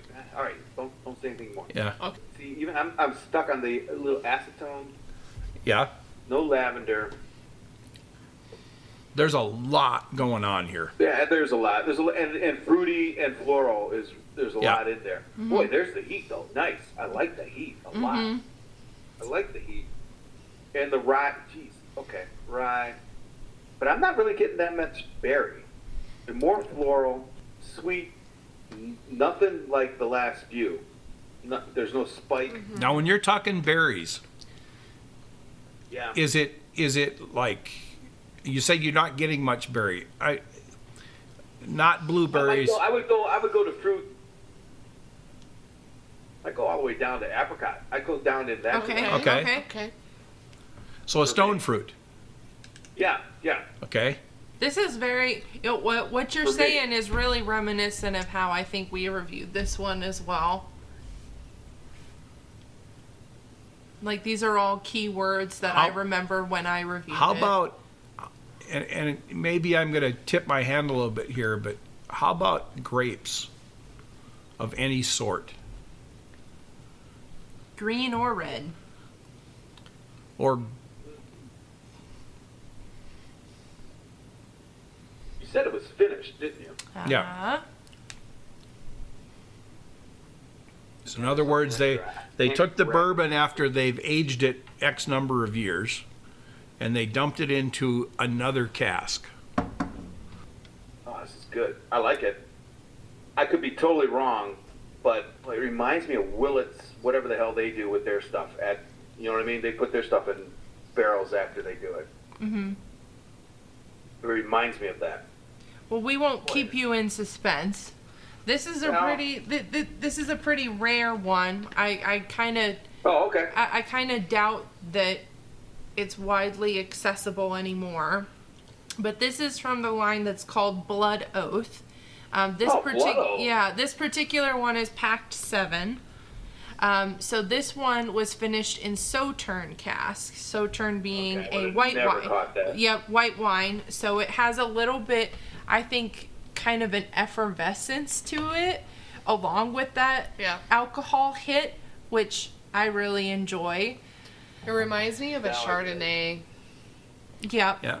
So, but Chardonnay and concrete. Yeah. No, they age them in concrete. Yeah. No, so, yeah, so yeah, I get it. the Sauternes is a blend of Semillon and Sauvignon Blanc and grapes, which is interesting because they don't harvest Wow. these grapes until they start to rot on the vine. So I've heard that before. yep, Yeah. they call it noble rot. So it concentrates the flavors that much more. They when begin they to let shrivel. It happen. Essentially, letting it ripen. I mean, a lot of people, a lot of bakers will do that if they're ever making banana bread. The riper the banana is, the more flavor more it has. flavor. I knew that, yeah. Yeah. So it's the same thing for when they do this type of wine. The Sauternes casks are coming from southwest France, and they have a very maritime climate, so there's a little saltiness in the air. But it's overall a pretty sweet wine. Dry I would and never, sweet. so I know Blood Oath as being really good on the bourbon side. I don't remember the rye or the finish. I probably, Well, you're right, never had it. Yeah, But it's interesting because the bourbon good call. comes from one 14-year-old group and 2 8-year-old bourbons. Really? Yes. So it's got a lot of maturity before it gets finished. Now, you're saying it has a little bit of a bite. What's the proof? All of the Blood Oaths have a very interesting proof. 98 or 90 98.6, which is the Body ideal temperature. body temperature. which is body temperature. Yeah. So that's something that they target each time with all of their releases. Each pack I didn't has know that. That's cool. each pack has a different finish to it. Some of them have been finished in like rum barrels or other wine barrels or sherry barrels. This one we get the Sauterne, and this was actually our first introduction to Blood Oath as a whole. We'd never had anything from them before, and Dad over here, he's not the biggest fan of a finished product. I give him a fair moment, like, hey, it could be super good. I don't know what I'm talking about. I'm just here to enjoy some beverages, okay? So I take a sip out of this and I go, there's complexity here that isn't coming just from a bourbon. We've incorporated the complexity from a whole other realm, which I really think is very clever and inventive. What baffles me is this is whiskey, but it's finished in white wine casks. Yeah. How in the world can a white wine stand up? Yet can't. it's there. The white wine But is if I there. remember correctly, the white wine is using, well, it depends, right? It could be concrete, it could be stainless, and it could be Yeah. the wood they use is really tight, so you don't really pull that much out of the wood. It's all great Right. flavor. Yeah. So you're right. Wow, how could that stand up to a a whiskey. Yeah. I think it's But, got to be coming from the noble rot side of things because you let it go Because that it's hard. so sweet. Yeah. You know, it's a dessert wine. Yeah. Yeah. The next year, this came from 2021. So it, you know, seriously doubt you're going to find it anywhere on a store shelf anywhere. No, it's gone. Yeah, 8 and 9 have Yeah. have already been released. I don't know if 10 has. Pack 10. The You know, I know Blood Oath because I like it and I've had it a few times, but I've never had them in. I've never talked to anyone from there. I don't know that much about it. Right. I've only had it from, you know, the taste, and actually I've had to buy it from other people, you know, at retail, Right. through a tasting. right. So, what do you guys know about Blood Oath? What can you Well, tell me it's about it's produced by Lux Row Distillers. That's in Kentucky. Okay, Lux All right. Row is one of the facing brands. It's owned by MGP. The master distiller and blender is John Remke. He does a lot of experimenting. He's responsible for Rebel. that? Oh, Okay. all right. And he's experimenting with his Rebel series now. He's finishing them in sherry casks and all kinds of different things.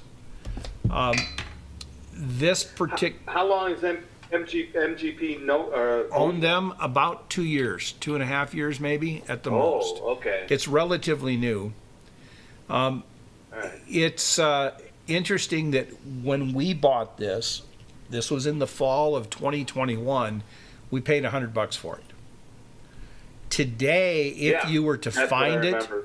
if you were to find it on the shelf somewhere, $261 Yeah, or more, Easy. or more. I don't know that I would go out and spend that for it. I potentially could. It's I don't so know. different from whiskey, if you will. You know, a bourbon, if you will, because this is Totally different. this is something that helps you finish whatever you got started, to enjoy that last moment with somebody Yeah, else. that could be the problem. Yeah. Yeah. So the next year, the 2022s, they were finished in Calvados casks. Calvados is Spanish apple wine.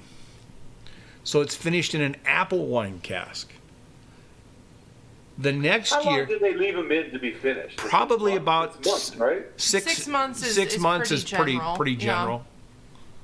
And then 2023, they finished them in Oloroso sherry casks. Okay. And then this year, they're double finished. They're first finishing them in Cabernet Franc barrels, and then pulling them out Yeah, wrong. and putting them in Merlot casks. Oh, So heavy. it's going to be heavy. heavy wine influence on the Pack 10 from 2024. That might be it. See, I would be interested in that. And that's why I like think, big bowls. yeah, and that's why I think with the price point, yeah, it's a bit outrageous and more than what I'd ever want to spend on a product. But I think Yeah. with Blood Oath, you walk into it knowing you're buying someone's experiment. And like, you're not there to buy a heritage, you're not there to buy a tradition, you're not there for anything other than throw a spaghetti string at a wall and see if it sticks. Yeah. And go crazy over it. You know, Do you know what the production levels are by any Very chance? small. Is it- I was gonna say, Yeah. okay, well, there's that. It's right? it's going to be an allocated product. Yeah. I I like do- the experimental side. That's Yeah. a good I point don't to know say how we get many- high price. Yeah. I don't know how many the state of Idaho got. That kind of information is not going to be available to me. This particular one, we were fortunate enough to get a bottle, and then immediately went out back to the liquor stores, and there were others available, so we snapped up 2 more. yeah. So we have another bottle of this in our bunker. That's good. And we also have I like this one. yeah. And I think we also have Yeah. 8 and 9 as Yeah. well. Only we have one not of each of those. We have not reviewed 9, but we did review 8. I didn't not like Packed 8, but I didn't like it as well as this one. This, to me, was the better of the two. Yeah. So you guys are Blood Oath folks, then you know the Blood Oath line. A little like I said bit. earlier. We're Okay. new to it, but we're trying to enter in the circle formally. I have to confess, Dad and Hannah know more about it than I do, but from what I can tell, I like it. So I'm with you, Well, Greg. I've had it and I paid retail and it was expensive. It was good though. I was like, oh, damn, that's good. Yeah. Like, shoot, I was expecting to be disappointed and Yeah. I wasn't. And I really like what you said about it might, say it's a $200 bottle, but you're going into something that's totally different. You're not buying an 18-year-old bourbon, Yeah. right, or whatever it is, or I'm happy because the warehouse burnt down, so it's $500 a bottle. Yeah. So you're getting into this because it's different, it's unique. You- It isn't different like my high school kid decided to do something different. It's different because people who know the business are trying Yeah. something different. Yeah. Yeah. Whoever's buying Blood Oath knows what they're buying. Right. That's it. This right. isn't something that they're coming into going, I'm just going to pick something random off the shelf just because it looks That's cool. a good point. Yeah. They already know what they're getting into and they're making a very selective choice. I want to go on this roller coaster. It's a Which science I think experiment. the bourbon industry is going to go towards. Yeah. Right? Because right now, anyone who's ever had Jack Daniels is a bourbon kid, a bourbon expert, is a bourbon bro, right? Bourbon bro. Yeah. I think what's going to happen is the popularity, call it waning, whatever, it's going to separate. And you're going to get to the folks who, and I don't know how we even got here, but it's a perfect example that Blood Oath might be one of those that pulls and separates. Yeah. Right. You Well, know, and the American it's single different. malts are doing the same thing too. Yeah. They're pulling and getting people to come over and go on a ride that they have no idea what's gonna happen. And don't let the one that you had No. affect I your don't. opinion, Actually, I like the one. Okay, so that opened it up, but I'm still in the I call it the bro, the popularity contest right now. Right. Well, I mean, Right? there was And- that whole time where bourbon and, quite frankly, just whiskeys in general weren't particularly liked by the younger generations. I mean, They hated it. they wanted Anything to go that- to their vodkas or tequilas, so bourbon It went and clear. whiskeys. It nearly killed everyone, but Yeah. it's So, Jim Beam. It's- If this is just another way of just keeping the whole field afloat, then okay, cool. If you don't want to make it about legacy, make it about science. I mean, people. I agree. Yeah. So this Well, I mean- this is where experimentation comes in. Yeah. Which is why I Good say science. experimentation. Yeah. Science on the back end, not on the marketing end. Right, right. yeah. 'Cause, like, huh, I think that STEM, like the, science, technology, engineering, and Computer. and mathematics, yeah, Yeah, basically. mathematics. I think that that's being so pushed on my generation, Gen Zs, that if they want to back bourbon up by that, then okay, they might have a chance of doing so.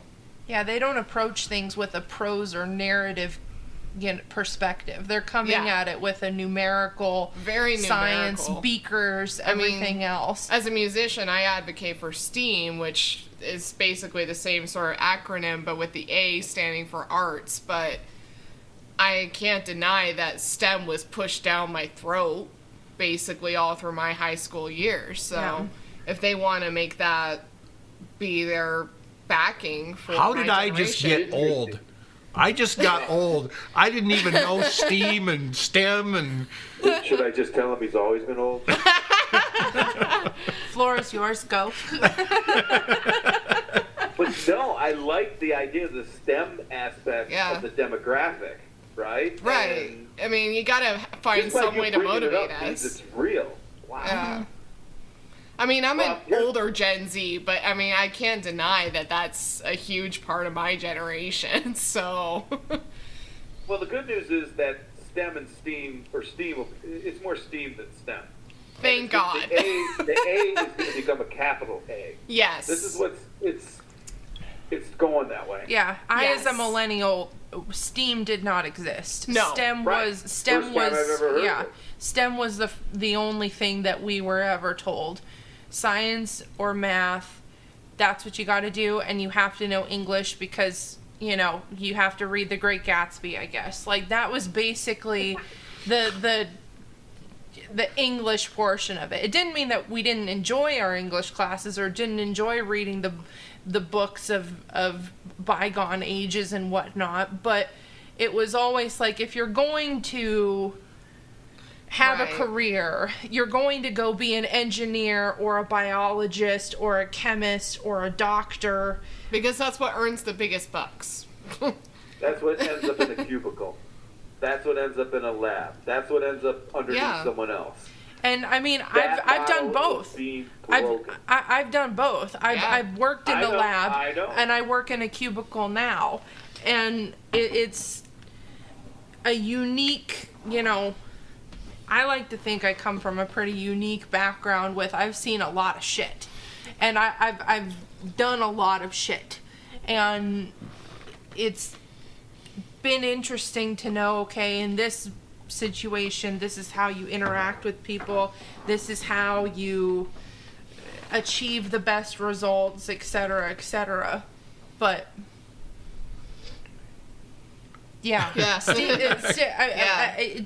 it's just one of those things where this is what's been drilled into my head since forever, and STEAM was never a thing for us. STEAM got pushed more towards my senior year of high school, I guess, and that was only because the students themselves were advocating towards it. It was never the teachers. So, like, for me, STEM all the way from the teachers, but for my senior project and for other people's senior projects, they were like, no, arts is actually a huge thing. Like, it can't just be science, it can't just be math. Wait, back up. So you're saying that actually bubbled up from the students? Honestly, I mean, yeah. It did, because I mean, for me, I don't like working in a lab. I hated it. And I don't know if you remember the whole context of what was going on. There were a number of school districts around the country that were defunding their music programs and their arts programs. All the time. We had to fundraise to go on a trip. But there was to go to Washington. There was like a new huge cut where students weren't even encouraged to try these other programs or these other, you know, arts, whatever the case was.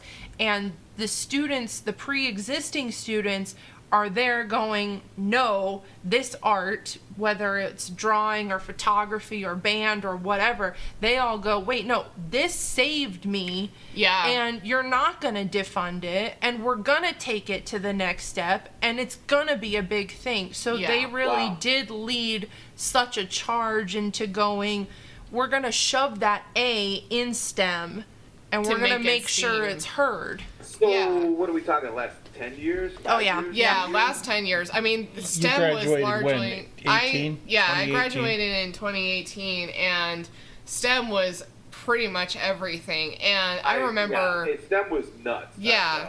I remember, like, any kind of field trip, whether it was for, like, a marching band competition or, you know, just having some fun in a different state. That was never funded by the school. What kind of field trips were funded? Let's going to the planetarium.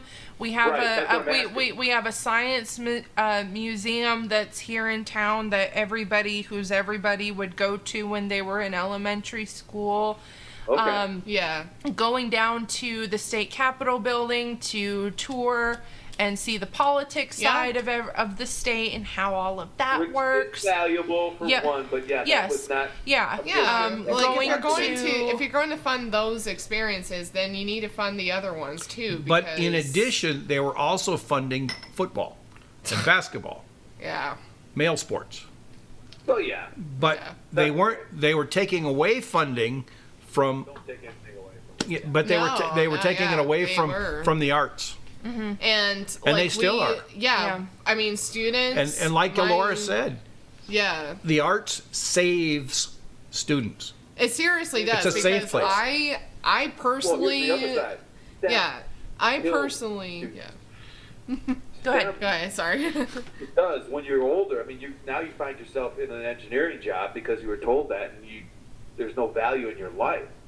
20 years later, that's happening. Here's the good news: it's matriculating into the big world where art and science are going to be one. Yeah. Watch Yeah. it, and it always has been. That's what's. Yeah. I think Yeah. we've had that conversation. No, yeah, Yeah. it is.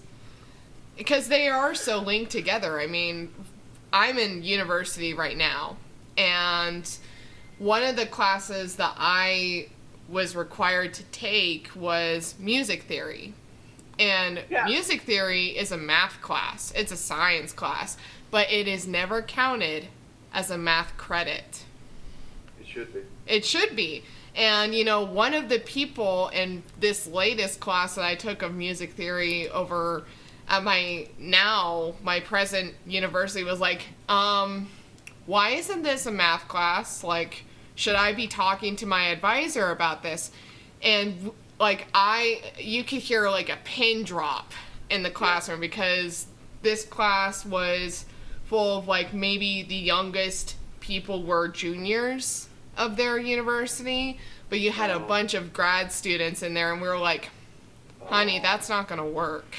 No. Like, And then on the other, like, on the totally different side of it, you know, I'm in a lab and doing forensic anthropology, and I'm looking at someone's skull, and I'm trying to decide, you know, is this person a male or a female? Were they more likely to have identified as white or black or native or Hispanic or whatever the case is? And so much of that comes down to on a scale of 1 to 5. So Math. it leaves a lot of room for subjectivity, though, too. Yeah. And a lot of people look at that particular side of it almost as an art form, because you get people who've done what I've done for 20, 30, 40 years, and they look at a skull and go, male, white, 40, moving on, next. Done. And, you know, they don't do any math. They just sit, look, and go, I know who this person was. Next. So, It's like tasting bourbon. yeah, exactly. Well, yeah. Full circle. Full circle. So, you know, in that case, that's more art form. They can look at something and go, that's a Da Vinci. He painted this in this year with this particular style, moving on. Right. You know? Yeah. Well, But- I think that we are experiencing or going to experience the collision of all. I mean, we've already talked about that. It isn't even a collision. It's the illumination of it, because it's always been there. And even you guys go into the quantum side of the world, go into that, and it's all leading back to, you know, something doesn't happen until you observe it. right. Think about that. It's like, wait a minute. Yeah. Okay. You know, and unfortunately, because of STEM, that doesn't add up. That It was missing the component. Yeah. It was missing the A component. They ignored that component. No. Don't worry about that. That's a mystic thing. Dark matter. Dark matter. Yeah. Well, you know, meanwhile, there are scientists who have gone through this thing pre-STEM who are proving that, you know what, something can exist in two places at the same time. Right. Yeah. What? Well, No. I mean, like, the whole Middle Ages concept of alchemy was its own thing. Oh. Like, you couldn't even do, like, science or art with it. Like, what is alchemy? Is it art? Is it science? They had no idea how to label it. I just saw something this past week that, oh shoot, I can't remember the person. At any rate, they found an element that didn't actually become described for another 100 years that was in his laboratory, and he was using it to develop medicines for people. And oh shoot, What is that? what was it? It was an element, a hard element that they use today for building things. It starts with a T. Titanium? Titanium. He had titanium in his laboratory that he was mixing in with other things. And they found this laboratory, and he had all these chemicals all laid out. He didn't call it titanium, but it was an undiscovered thing At that point. at that point, and didn't get discovered for another 100 years. he had gold, he had mercury, he had all the other things that they were giving to people to try to cure their maladies. I mean, can you imagine trying to cure people with mercury? Well, No. you Well, and yeah. you and I had mercurochrome. Yeah, when we fell down and Fine. skinned our knees. Yeah. Oh, I didn't have mercurochrome. I remember, well, I should say. Yeah. But it was more like mud and sand and Yeah. that freaking alcohol spray thing. yeah, in a spray It's not bottle. gonna hurt. It doesn't hurt. It hurt like hell. Well, don't fall down. Oh, okay. You fall off your bike. I'm Yeah. not going to tell anyone about this because Yeah. my mom's going to spray this thing on me. It's going to hurt for 4 days. Yeah, yeah. All right. So how does this last one that we just did? I'm going to pull it Loop it back to back. Yeah, our. sorry. How does this last one compare to the first, and does it change your opinion at all? Your ranking. Well, I would. Boy, I hate to say this, but I still like my order. Yeah, I'd throw Jack in there. yeah. Fair enough. Now, Okay. Horse rider, whatever it is, Horse soldier. is really good. Still, I did like, the rye I like. The Rittenhouse. Yeah, But the Blood Oath, Yeah. right? That was, boy. Okay, I go the Rittenhouse. Scotch wasn't that bad either. The Blood Oath rises up though. Yeah. Because the complexity and the craziness, that whole. thing. You're right. You hit the word, the craziness. There is so much going on there. It almost is a disservice to throw it in this bunch. It is. Well, thank you though. No, actually, it's not. It pulls the rest up. Even Jack, right? I can draw a parallel between Blood Oath and Jack. You can do it. 'Cause, I got bananas out of Jack. Yeah, I've never done that before, Yeah. and I liked it. But Blood Oath was, actually, to be honest with you, Blood Oath got better the more you told me about it. yeah. Yeah. It's Isn't that stories. funny how that works?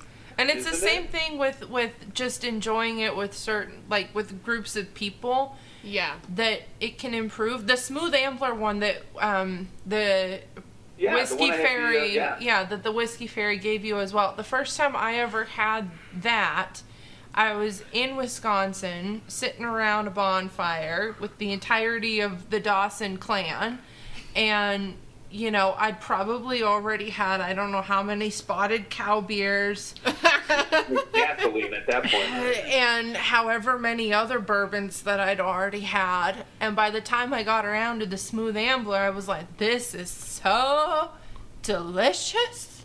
It's so good. I'm having the bestest time. Everything is wonderful. The mosquitoes are leaving me alone for once. It's such a great night. And then, coming home, we Blood had alcohol content. Mosquitoes couldn't take anymore. I was That's right. killing. I was There you killing them. go. Killing them on impact, basically. And when we got home, we had another bottle of the Smooth Ambler here, and so I pour some of it. And to me, no, I don't like it. It's not what it was. I'm upset. This is incorrect. I don't know what happened, but it's wrong. And that, I had a whole article that I wrote about it, Yeah. and that's something that I probably reference every other episode on this podcast. Sorry, listeners, but it was just when you know the story or when you build a story around a product, it becomes better. Yeah. I agree. Yeah. So that's a phenomenon of some sort, right? Mm-hmm. And I keep going back. It seems to be like the quantum. What is the experiment with the photons and the light? And you know the one I'm talking about. It goes through the slats. Yeah. Comes through with two To get or the prisms multiple. and everything else. Yeah. Right. And until you look at it, it does something, right? As soon as you Yeah. observe it, it changes it. And they've scientifically proven this. They put a camera up or whatever the hell it is, and the camera's on and it changes. The camera's off and it doesn't change, but did it change because I looked at it? So I think there's a component of that in this, to be honest Yeah. with you. I would agree. I mean, I don't. yeah, Okay.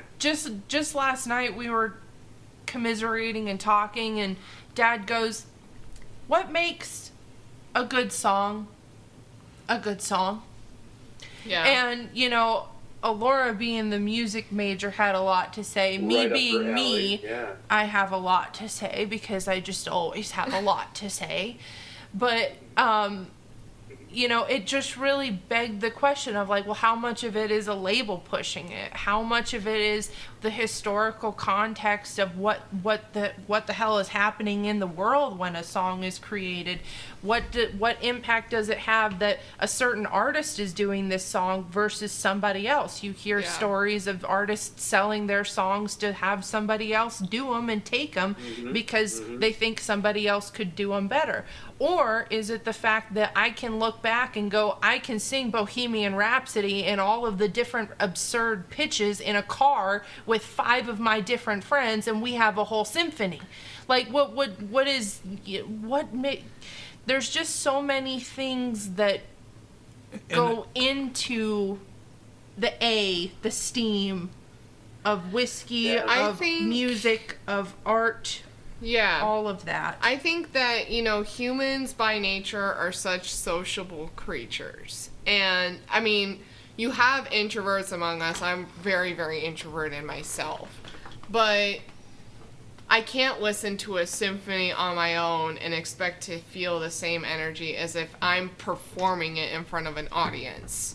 Right, or you're listening to it with an audience. This is what I've seen lately. It's like the audiences are just contributing so much more. Oh, yeah. There's an energy that gets transferred from the performer to the audience member. I mean, in COVID, I had to remind myself, like, why the hell am I doing this to myself? Because when COVID was happening, I was in my sophomore year of college, so I could have gone either way. Either drop out or continue, because it's such a middle ground for when that whole instance came up.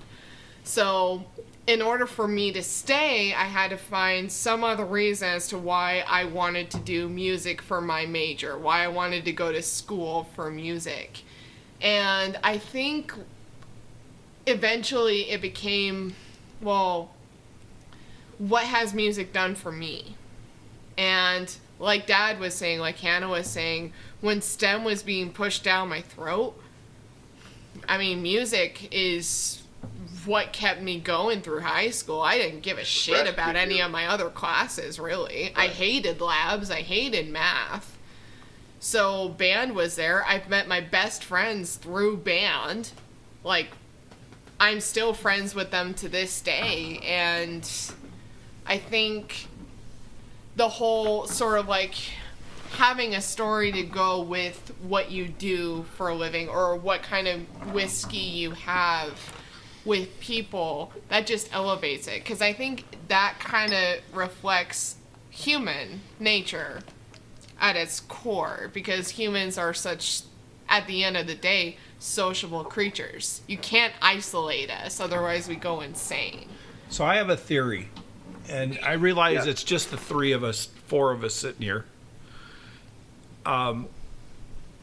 In certain number of years in the future, there's going to be a huge shortage of musicians. And the reason why there's going to be a shortage of musicians is a certain number of them left the profession during COVID. Because they couldn't perform to people. The world got shut down. They had to make a living, so they had to go do something else. Opt out of the industry. Okay? Right. There's a certain number of students that left. Yep. Yeah.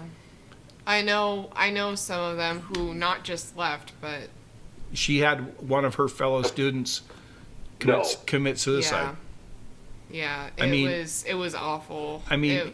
it was terrible. I just have a feeling that there's going to be a shortage of musicians. But here's the kicker. I think there's going to be a huge explosion of amazing music because of the struggle that these young people have been put through. Yeah. I mean, and the people are going to be retiring who are currently in the symphonies around the world. And those people are going to be backfilled with the struggling musicians of today. I think that there's going to be music is something therapy. there's going to be something, and I can't quantify it any better than what I just said. I think that music is a therapy, to be honest. I mean, it does keep me afloat, honestly. Like, I recently got a tattoo of how music makes me fly. Yeah. See. Something like this. Yeah.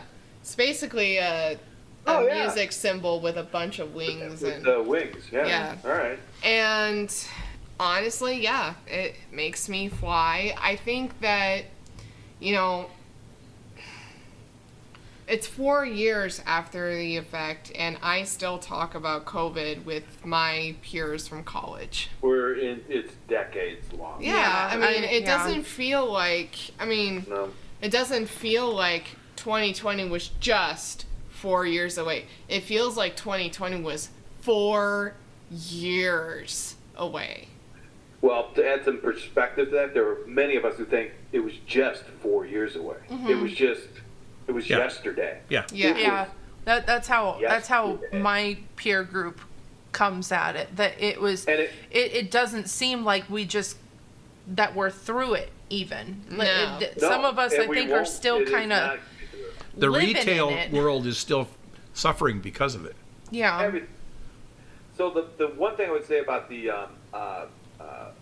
the musicians and even the artists and things like that, all right, that nature abhors a vacuum, right? So there's going to be a vacant space, but it will be filled, and if anything, with much better. It's going to be. Yeah. You just quantified what I was just my theory. Yeah. Just because we've seen it, I've seen Yeah. it before. It happens that there aren't vacuums. Do not stay. Vacuums Yeah. get filled, and then a few years after it's filled, it's like we don't even think about what it used to be. It is what it is, Yeah. and what's it going to be. That's Yeah. and I'm glad you guys brought this up because it's all about artificial intelligence. Yeah.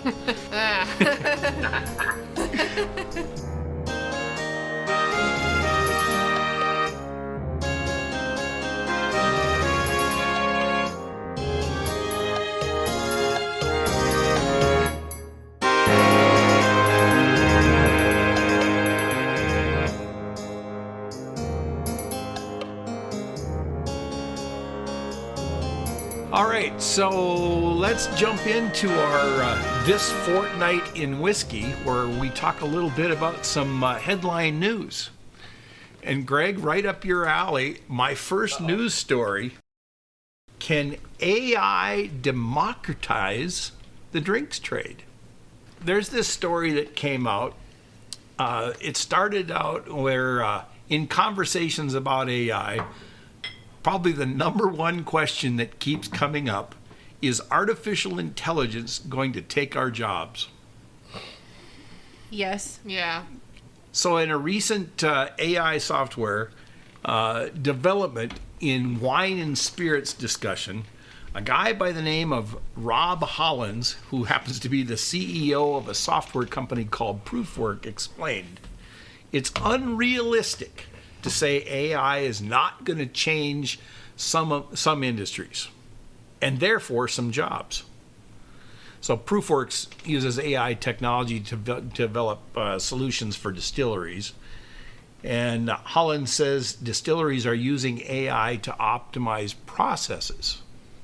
And he says, therefore, jobs will have to change. He sees this as a positive. AI can look at thousands of data points. You know this, Greg. Too many for any one individual to look at.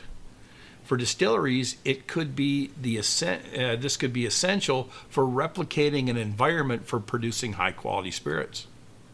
So if they have a good year, they can look at all the stats for that good year and see if they can't replicate what happened in that good year. They certainly can't change the weather. They certainly can't change the things leading up to that. But can they put it in a warehouse that is at a specific temperature? But they're operating on a subjective good. So how do you have artificial intelligence decide what is subjectively good and then build a world around that. I understand your point, but what if you take that subjective good over many, many, many different years of data points? Something that Mr. Distiller can't remember what happened 8 years ago. He can say, yeah, I kind of remember that it was a dry summer or it was a wet summer or whatever, but can he quantify that and then plug it in with the following year and the following year after that and the aging conditions? So basically AI is used to streamline businesses and jobs rather than take them over, which frees up the distillers to do what they're really good at. What do you think, Greg? But that's just scratching the surface, and you can apply that particular statement to anyone who makes something. Exactly. Right? Makers, widgets. What did Rodney say? Tape player. Going back to school. You can apply that particular part of AI to any process. Exactly. What you kind of swerved into is that AI will consume anything that's ever happened in the past. I should say everything that's ever happened, and predict the future. That's the challenge. So like if you say, well, the last 10 years, this, that, and the other thing, we've had this weather, this, that, and the other thing, the atmospheric conditions, the Earth was exactly this amount of far away from, and there were 3 solar flares that you can take all of that. AI can digest that and say, you need to do this on this day 3 years from now to make this happen the same way as you did 27 years ago. That's what happens. And it's just taking all the data points. It's But it's not only that, it's taking all the data points, but understanding what they mean. That's the trick. Like taking data points and number crunching, that's machine learning. That's a spreadsheet. Yeah. But being able to postulate and think and guess, that's where the AI comes in.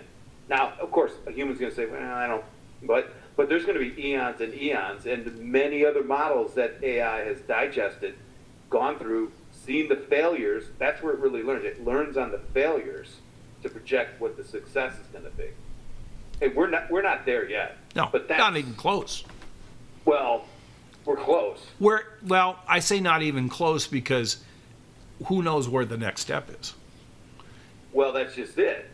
Liken it to this. I fly fish. Right. Okay? Go ahead. I'm walking across the river. Okay? Yeah. What if I step on this rock? Mm-hmm. That rock isn't stable. But how do I know? I have to fail first before I get through it. Okay? AI is taking the failures, like you said, and saying, don't step on that rock. Go to this rock. So it's helping me get... Yeah. It's worse than that because the real AI isn't in a box somewhere. The real AI is another entity that walks on that rock. When you hook all the 6 senses that we experience into the machine, when the machine isn't relying on the history, it's relying on real-time data collected from a camera, from this, that, real live data, and has all the history of mankind behind it. Yeah. Yeah, that rock, the one rock over there, the next rock that your kid is going to step on. Yeah. That's what you're talking about. Yep. But That's eventually, like my question becomes, when does the transition happen from AI telling you, go this rock, this rock, this rock, to, you know what, let me just do the rocks for you. I know where the best pool is to catch the fish. Give me the rod. I'll do it myself. You sit on the bank. I got this. Then It's what's even the worse than that. fisherman's Like, doing? That's the whole thing. The whole AI process. When we look at when you say optimized processing, you're optimizing the human component out of the process. That's the problem. That is an issue, right? Because the weakest link in every process, Is the human link. everyone knows, Yeah. is the human. Yeah. We've known that forever, right? Yep. But And that's they what go. makes us- that's, Yeah. So the great debate is, yes, we know that. Will AI be able to consume and behave like that? And it won't. It can't. So here's that's the dilemma. We're not going to AI will not open up the pod bay doors. It will not. So how do we handle that? That's a bigger question other than democratizing whiskey and bourbon. Yeah. So Yeah. I guess how yeah. how I relate to this is like, I think that AI can help. If it wants to function as like a spreadsheet on an Excel, fine. Whatever. If you want to just use it as numbers. I think that there's a correct way to learn how to use AI. And I think that that is a huge, big, like, debate sort of thing, because the next generation after me, Gen Alpha, I mean,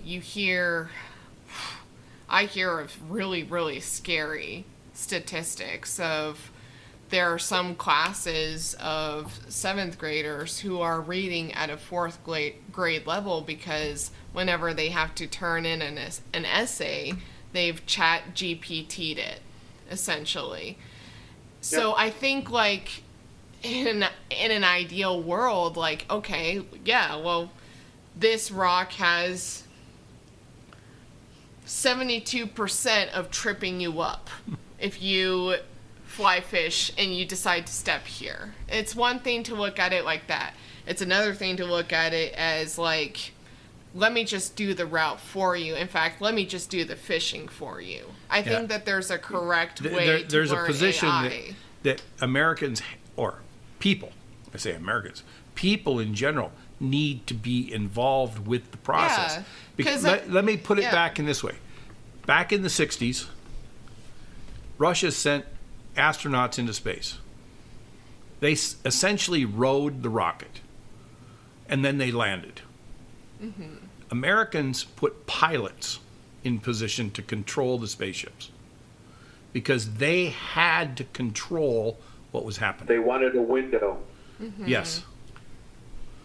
Yeah. And I have Whereas, to say, yeah. you know, you could make an argument that the Russians used artificial intelligence to send somebody up and bring them back down. They used spreadsheets, they used math, they used everything. They didn't use the human component. But if we have a human component who maybe not right now, all of the adults who are working and functioning with AI have already an education that came from a foundation of no AI. If you were to now take Gen Alpha, age them up 10, 20 years, and input them in, do they have the credentials it takes to be a pilot? I don't think so. I don't think so either. If they can't read at a 7th grade level in the You won't 7th need a grade, pilot.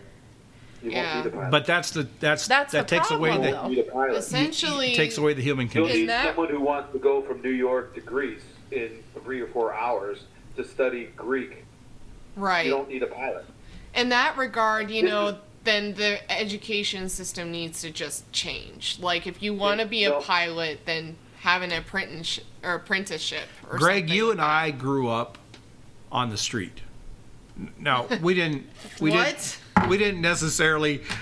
Yes. Okay. What? Okay. No, what I'm saying is. If we were West Side Story. no, No, No. you No, did not. no. Listen to what I'm saying. I nearly choked on my bourbon. Okay. That was not funny. Okay. When I say the street, I don't mean The street. the street.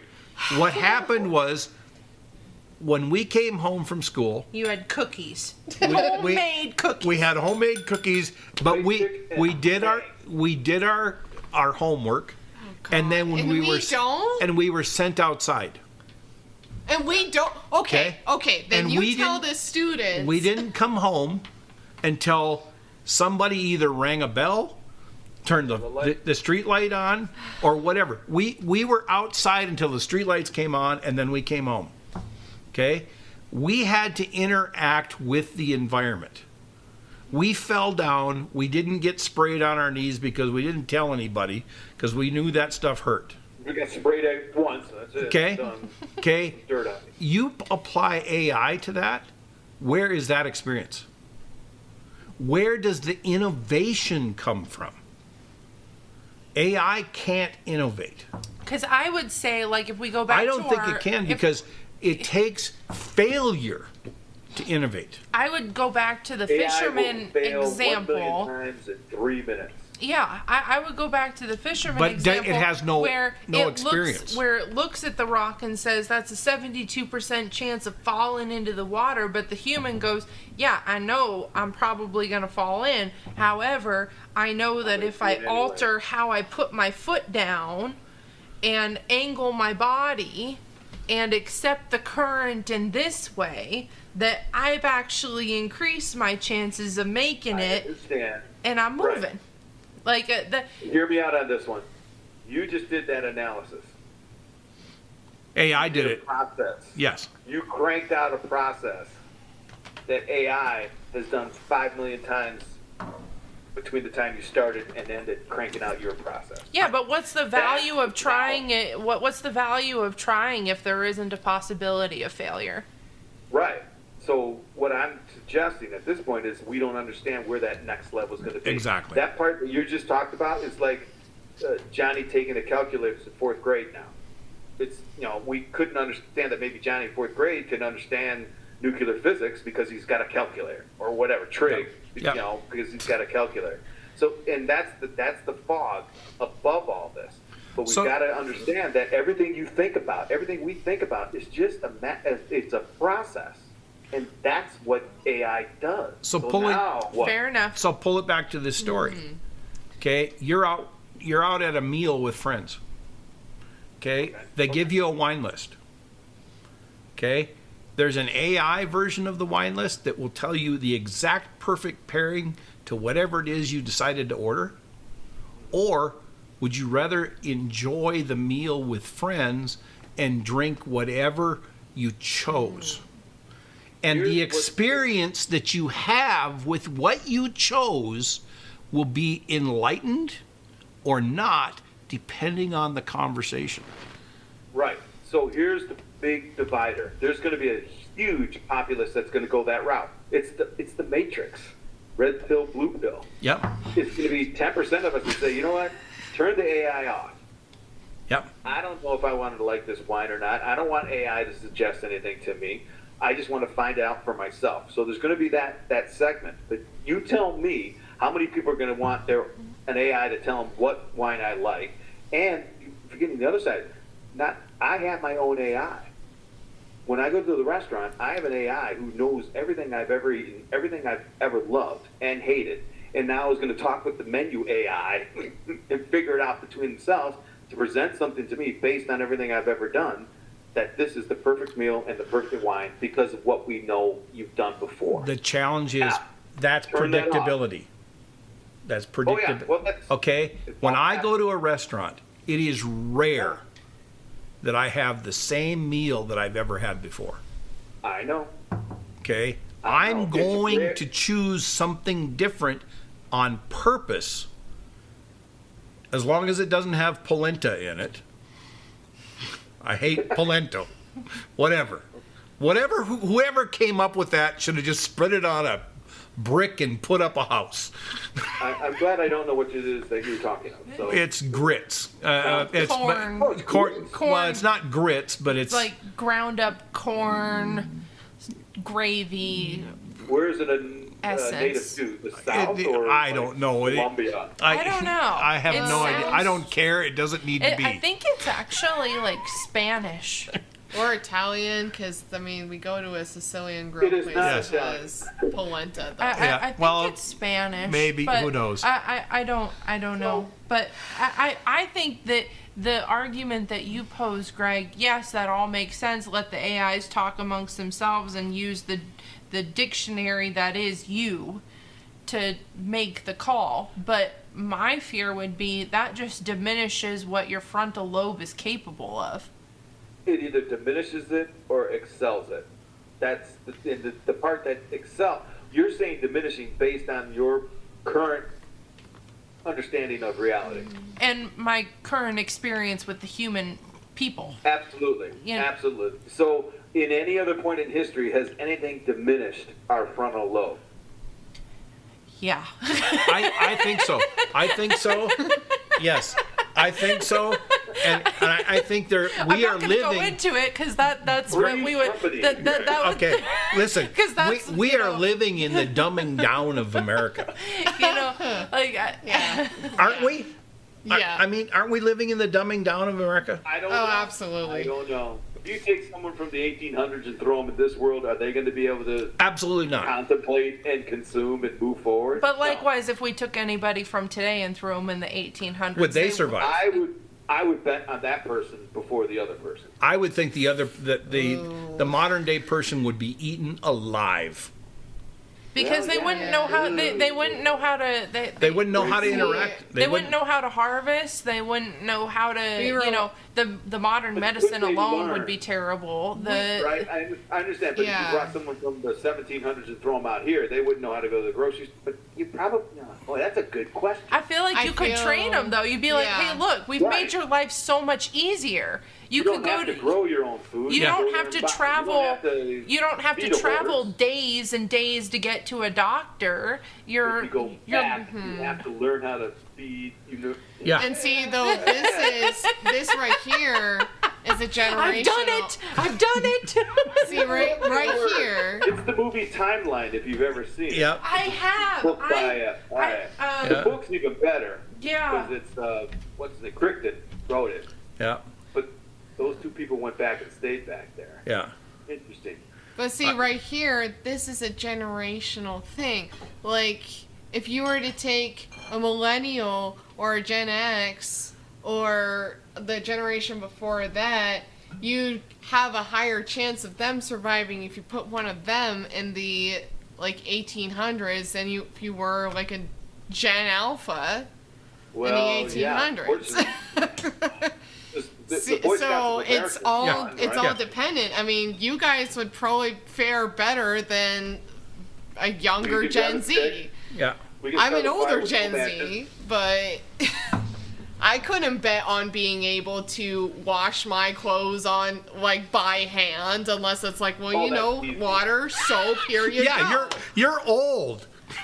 Yeah. I mean, Well, no, I'm just gauging take this a on the stick and a rock, 1800s. Yeah. I mean, I'm just gauging this on the 1800s. I'm like, well, what do you mean? Like, I'm a young millennial. I'd sooner. and put- I'm an older Gen Z. I'd sooner put money on an older millennial than a younger one to do Yeah. manual labor 10 out of 10 times. And I gauge on our generation, including me, the elder part, not really having a chance. So my next story. Who has a better palate? Women or men? Women. Oh, yeah, women. Okay. We've all heard that. We've all They've heard got it. a lower center of gravity. Okay. Actually, yeah. But that's how does fair. I'm going to ask this question? How does anybody know that?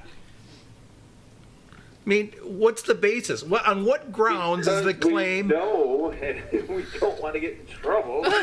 Okay, that's a conditioned response. That's a conditioned response. We're more able to discern things. Okay. We're more detail oriented. We can discern things. We have a higher memory bank and can recall pinpoint moments in She time. read the article. No, I didn't. This is just myself. I'm speaking for myself and my Lower and- pain and tolerance. lower pain tolerance. A higher Or pain higher tolerance. pain. We have a sorry. much higher pain tolerance. I meant higher. I meant higher. Okay, so Greg, you had this story on your whiskey tap a while back, several weeks back. Who has the better palate?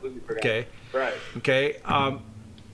Incredibly knowledgeable men and women chefs talk about flavor. They talk about how they create it, how they manipulate it, and how their patrons perceive it. Chefs make conscious, objective decisions. However, perceiving flavor is subjective. Okay? Right. Everybody's tasting abilities and preferences Okay. are different. Okay? Restaurants know that not every customer likes every item on the menu, so that's why they offer variety. Exchange the polenta for asparagus. Whatever. I don't want paste on my plate. It's basically what it is. I Okay. don't like polenta. There's either. science behind That's it. paste. Okay? The differences Okay. in sensory wiring of men and women are easy to see. Women's nerves are better insulated with myelin. Okay. So Okay. myelin would be that's essentially a chunk of fat that coats like a burrito your nerve, your spinal cord, everything related to that. Okay. So when you have an impulse transmitted along your current your line of, Right. you know, you have broken up pieces of, here you got a myelin burrito, you got another myelin burrito, and another myelin burrito. So instead of your current going in a straight line across one unburritoed piece of nerve, it can bounce between burritos.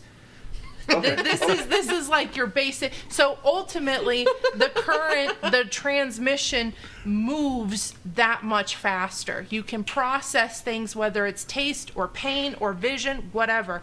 You pick it up quicker. That's what Okay. myelin is. Okay? Which basically There's more means myelin in the female yes. than a male? Is that Yes. what you're saying? Yes. Okay, the nervous system? Okay. Yes. That's why their fine motor skills are so much better. They can text Hand-to-hand faster. coordination. Yep, absolutely. Yep. They They make great fighter pilot. yep. They have Seriously. very Center of gravity. yep. Very few women have bad penmanship because their fine Anna motor will skills. tell me I've got bad penmanship. No, that's not the case. Okay. But does So- it extend to the palate? Apparently so. Yeah. Okay. In a 2005 study, okay, nearly 10 years ago, are women better tasters than men? Found that women could identify odors at concentrations up to 11 lower levels in magnitude than men could. Wow. That's how they know when to change the diaper. I mean, you know what? So our oven has had a couple of fun moments the last month or so. Well, yeah, where honestly. whenever we Your bake oven? Our oven. So Our here, oven. hear me out, okay? Hear me out. There's a point. We have a baking sheet, and it's very large, and it's shit. Okay, so whenever we bake it, it immediately warps as soon as warps, it of course, as soon as it goes in. So when it warps, if I have oil on the baking sheet, it flings up to the top of the oven. When I'm cooking that meal, there's no problem. However, the Why- next time, I'm getting there. Why aren't you using a tray? I am using a tray. You're not using a tray if you're using a sheet. Of course the oil is gonna go down. It warps. Okay. Why are you using the sheet? Because Greg's losing it here. Side, Listen. The other side of that enhanced fat around the neuron. Yeah. Anyways, Yeah. so it warps. The next time I cook, though, the residual oil from the last time is actually still on the top of the oven. So sometimes when we turn the oven on, I start smelling it. I know we've got I don't get it at all. we've got some smoke in the oven right now. And I'm gonna need to let it burn off for like 20 minutes before I put my next batch of veggies in there. And so he comes over and I'm like, the oven's smoking, and he's like, no, it's not. And I go, how can you not smell it? It's such a She's pungent. got more myelin than me. It's such a pungent smell. It's right there. I open up the oven door, and sure enough, there's a little bit of smoke in there. Again, Yeah. I return back to my original question. Why are you using a sheet versus a tray? Well, that's the They're way it the works. same thing. No, There you At go. any rate. no, they're not. Anyway. So basically, women are more sensitive. Okay, you're better at focusing your attention. on. Yes, they are, and I don't care what you say, Greg. So there's another person, Christy Default. She's the associate professor. This would be a great job, by the way, at the Culinary Institute of America in the Napa Valley. Specifically. God. Yeah, specifically her studies are beer and wine. What a great job. So she, how do you get that job? Yeah. You be a woman. Okay. So she teaches students how to taste wine. And in those classes, women perform better than men because they have faster sensory recollection. Yeah. They can remember things that they've had in the past. Yeah. However, Ms. Default notes that in time, men get there too, but it takes more practice for men with more repetitive sensory. Yeah. Well, I mean, makes that makes sense. sense. Repetition improves everybody. Yep. It just, there's some things that we, you know, Don't. yeah, that Yep. I don't need to repeat it. The one time was enough. I have a little, I have some oil burning in my room for a sense, and I walk in there and it smells just like my grandmother's house. I haven't been to her house in 15 years, but I know that's what her house smells like, and I enjoy it. It's a nice smell. Yep. You know, like I smell a bottle of Vicks. I can picture my grandmother putting that on her chest, you know, before going to bed, and putting that underneath her nose. There are just a lot of things that I don't need the reminder. It's just burned into my, you know, into my nose or into my eyes or ears, whatever. It's the same with bartenders and spirits reviewers and writers and podcasters. Our knowledge base grows with every sip we take. If we can remember that, we can recall it the next time we have that flavor. Mm-hmm. Okay? Since precious few of us of either gender have extreme tasting experiences, the notion of whose palate is better really isn't worth arguing. Because it's These women. on either side of me can recall things with a smaller group setting or a group of presets than you or I, Greg.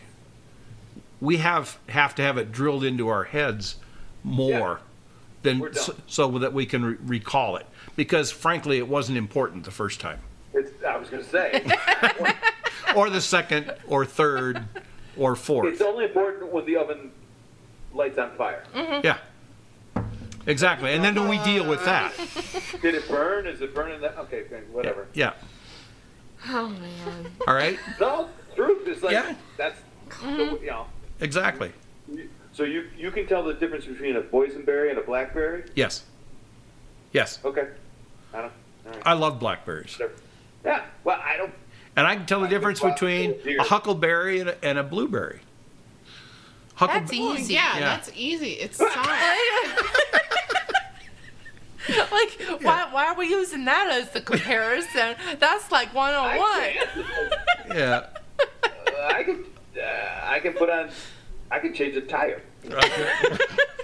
Can you? Okay. Yes, I can. I can drive a stick shift. There you go. I can't. So There you go. You know, fair enough. All right. My So best friend this knows how to one, drive this stick shift, but this story, I actually pulled. I've actually been saving it for this episode. For you, is it time to put ABVs on cocktail menus? Nah. In other words, would somebody want to know the alcohol by volume of the drink that they're drinking? no. And I'll tell you I'm why. just Like getting this drunk. is so easy. And like I can say this as an experienced cocktail drinker. That if I go to a Chili's in Pocatello, I know that when they make their Blue Hawaiian, they are putting in all of the rum that I could ever want. But if I go to a Chili's in Boise, they will barely put the most smallest of capfuls in my Blue Hawaiian, that I will barely taste any liquor whatsoever. Whatever you put as an ABV on a menu is irrelevant, because the staff, the manager at whatever restaurant is going to say, don't give that much or give that much. And, you know, I'm either going to be misinformed or overwhelmingly happy and in danger. Okay. I think is that if they say the ABV, so order the highest ABV. So you're saying that even though they say it, it's not going to be No. what say it is. Yeah. False advertising. Yeah. So once maybe they don't even want to say it then. Yeah, 'Cause I I'm gonna don't think order the so. highest ABV. Well, we're not actually Yeah. going to give you that. Yeah. That's what it said. Yeah. Then we sue. But if they put it on the menu, then they have to make it there. It has to be there. But how do So- they? I don't know. That I gets know, but here's complicated. the thing. The motivation for this is anti-alcohol. Exactly. Yeah, that's a good point. Yeah. So today's consumers are more aware of what they're drinking, and bartenders are having to deal with the extra calculations. Some cases, somebody will come to a bartender and say, "How much alcohol's in there?" Well, I put this much in, or whatever. You know, I've kept the bar for a long time. No one's ever asked me that question. Okay, but it's Has anyone happening more and experienced- more as younger and younger people are. No. It's happening because the media is pushing this anti-alcohol trope out there. I've seen it with the NA beer and then all these no alcohol drinks and this whole push that alcohol is bad for you. It's coming back. It's coming back to prohibition. It's being driven by the low alcohol and the no alcohol drinks. Yeah. I would Well, they're say jumping that at this that, is. but there's a moral issue going on here that I don't like Yeah. either. Yeah. Yeah, I agree. I would say that this is kind of similar to coffee shops in a sense, because certain coffee chains are going to have much sweeter coffee than others. Like Starbucks will burn their bees to hell and then back. That way, Sorry, all but you Starbucks do. have the Right. same coffee. Yeah, they burn their beans to hell, but other Well, we go people. with ABV. Do we want to how Right. you burn your beans? Yeah. Yeah. rating Yeah. on the coffee? Yeah. So the coffee is different from every location, just like what your Chili's analogy Right. is. So, yeah. So you kind of alluded to this, Greg. If ABVs are listed on the cocktail menus, certain guests would likely change their drink choice when they're given that information. To the higher ABV. Or Yeah. adding ABVs could also result in guests drinking less, which is not good for the bar. I think it would Yeah. result more Right. in a guest drinking more because they'd order, going like we'll stick with my example, the Blue Hawaiian, and they see whatever the ABV advertised on the menu is, and then they go, yeah, but throw in an extra shot of rum. Yep. Throw They're in getting an more ex- bang for your buck. Yeah. But I go back to it. The whole motivation here isn't to inform the consumer. It's to gaslight people on alcoholic beverages. Yeah. Right? It's Okay. really, really good stuff. Yep. So many bartenders, they're against this. Okay. Well, yeah. They're feeling that if you put an ABV on something, people are going to buy that one that has more alcohol in it. But maybe there's something else that somebody would like better. If, let's say that it's more fruity, somebody, we all have had a fruity drink before that didn't realize that alcohol is going to kick you in the ass later. I think it all comes back to the standardization argument, though, because, if the Pocatello Chili's is doing exactly what it should be doing whenever I have a Blue Hawaiian, but the Boise Chili's has been, kind of skimping on the Captain Morgan, then all of a sudden, if they put the ABV on there, they're held by that standard of putting in X amount of Captain Morgan. So that means that they have to then buy more Captain Morgan for all of their store, for in perpetuity. And that's a cut.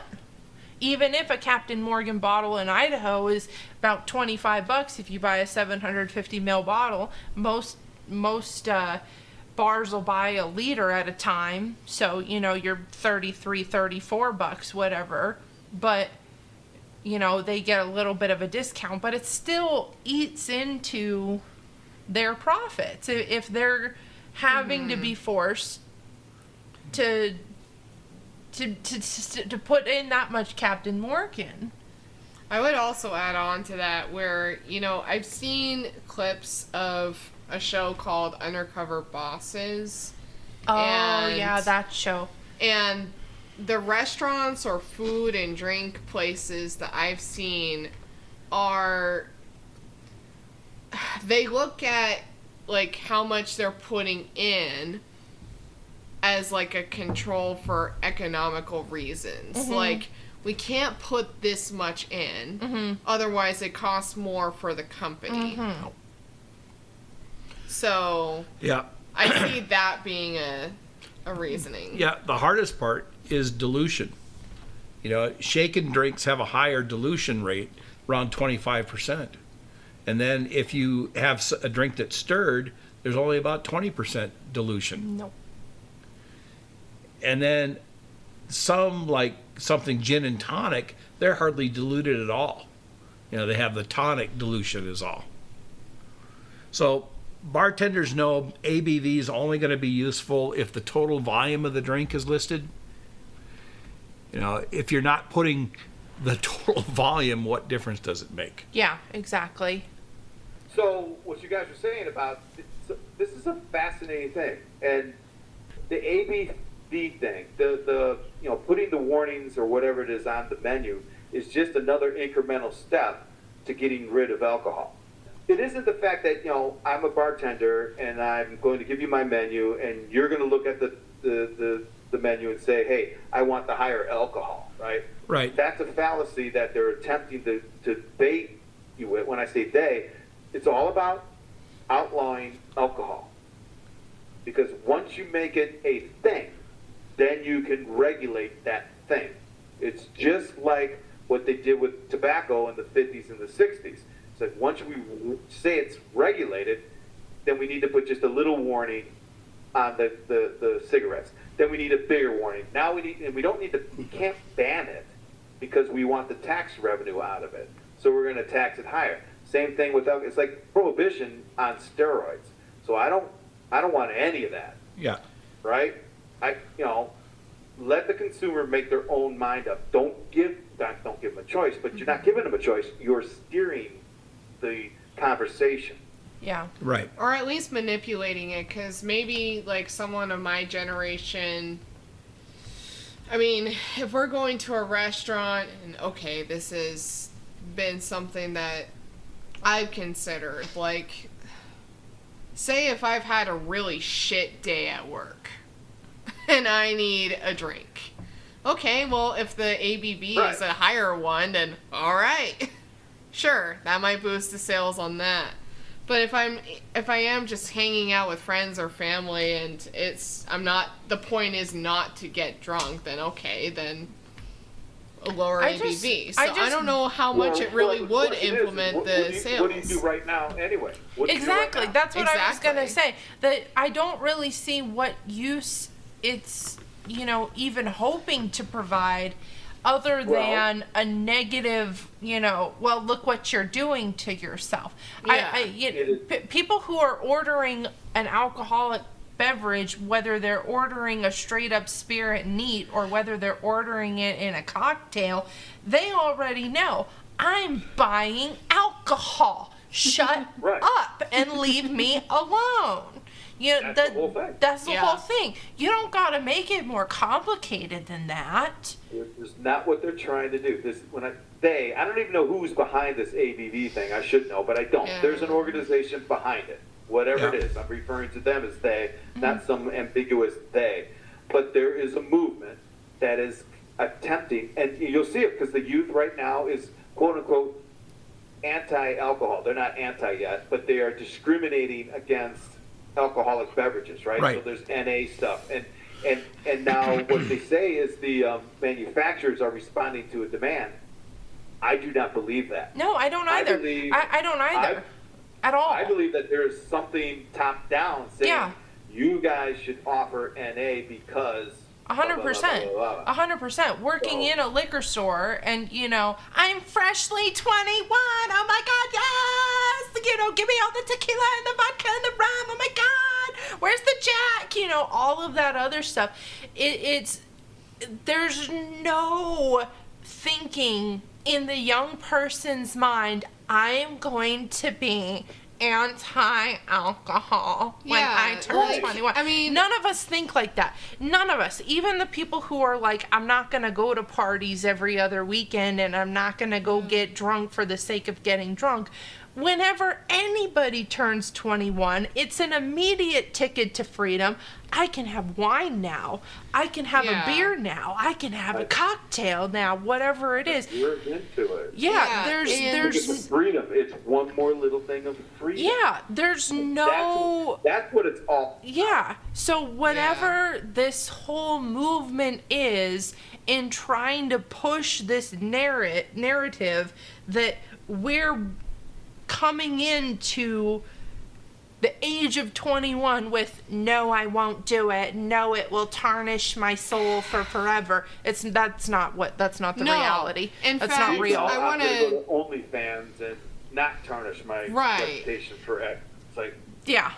And Yeah. In fact, I want to add on to this. You know, like my generation, we see a whole bunch of commercials encouraging us not to smoke and not to vape. What we see in terms of alcohol is don't drink and drive. That's really what we see. We don't see the whole like don't drink as much as don't vape, don't smoke. right. So when we turn 21, we're like, F everyone who says that we can't. Of course we're gonna do it.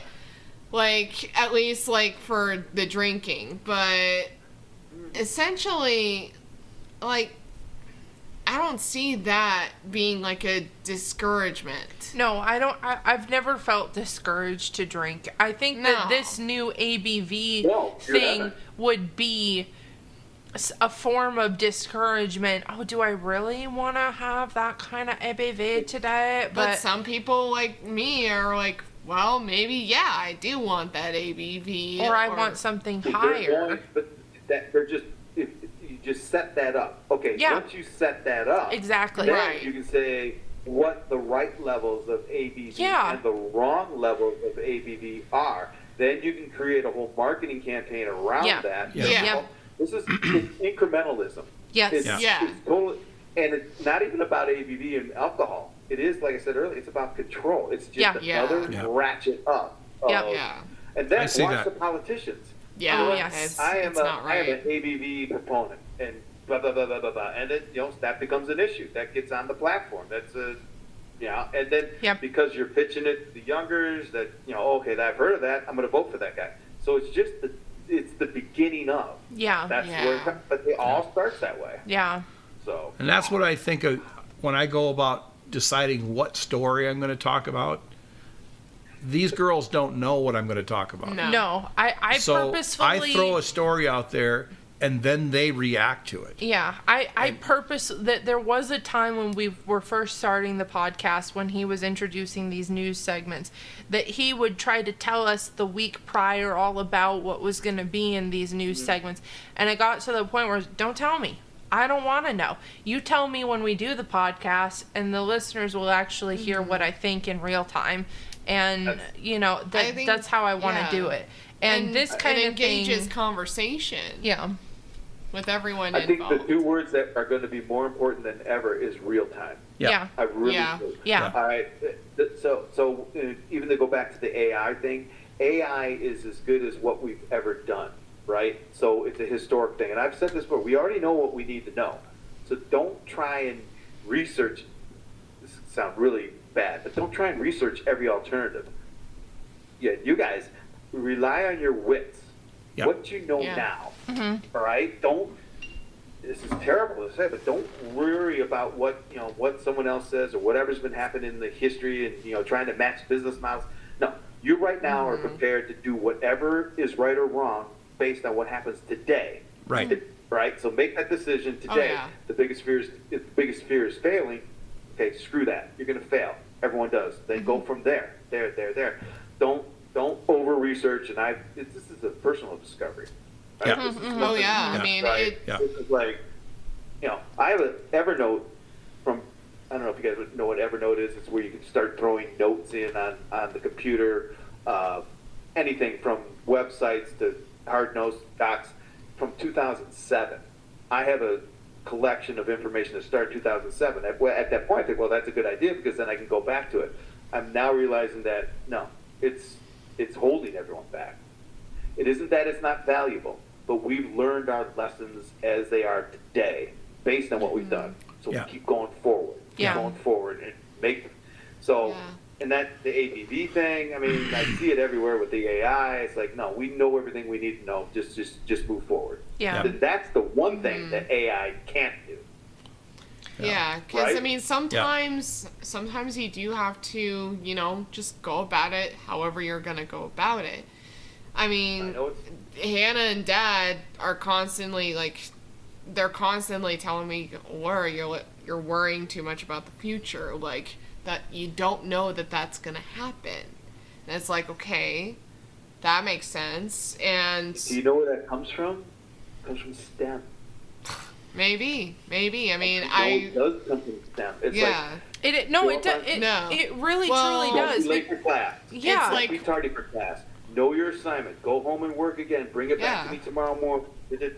Well, on top of that is, we come into everything and say, think of a hypothesis or theory, whatever the case is, do that, Right. and then do whatever experiment you're going to do, whatever life is going to happen, have it happen, and then your conclusion is going to be at the end of it all. But the we reality come is that into- conclusion is only 2% likely. But Maybe? that's the point, because we come into something with a hypothesis with no expectation of being proven correct or wrong. We're just saying, Yeah. hey, this is what I think is going on, but I've outlined my question. I've outlined a basic attempt at understanding the situation. Whatever Right. is now about to happen is out of my hands.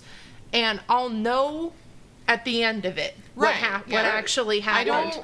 don't like to dwell on the past because the past is the past. That idea at least has been pushed down my throat. I cannot do anything about the past. I can learn from it, but that's about it. But if I go off on a tangent, it'll either take me or it'll take Hannah and Dad to tell me, or you're going off of a tangent and you don't have all the facts. And I'll be like, okay, I don't have all the facts, so I'm just gonna push this all to tomorrow, and if I think about it tomorrow, I think about it tomorrow. So. I don't know how we Let me arrived Let there. me throw this at you guys. All right, so I communicate with a bunch of people in Europe, London, Spain, France, Germany, a bunch of folks over there. Mm-hmm. Our discussion that we're having right now is completely and totally alien to that side of the world. It's incredible. Not to puff it up, but this is uniquely American. I would, I'm not trying to, whatever, but I've seen it. It's like, are you kidding me? The first thing that came to mind when you said that, it's because Europeans are inherently smarter than us.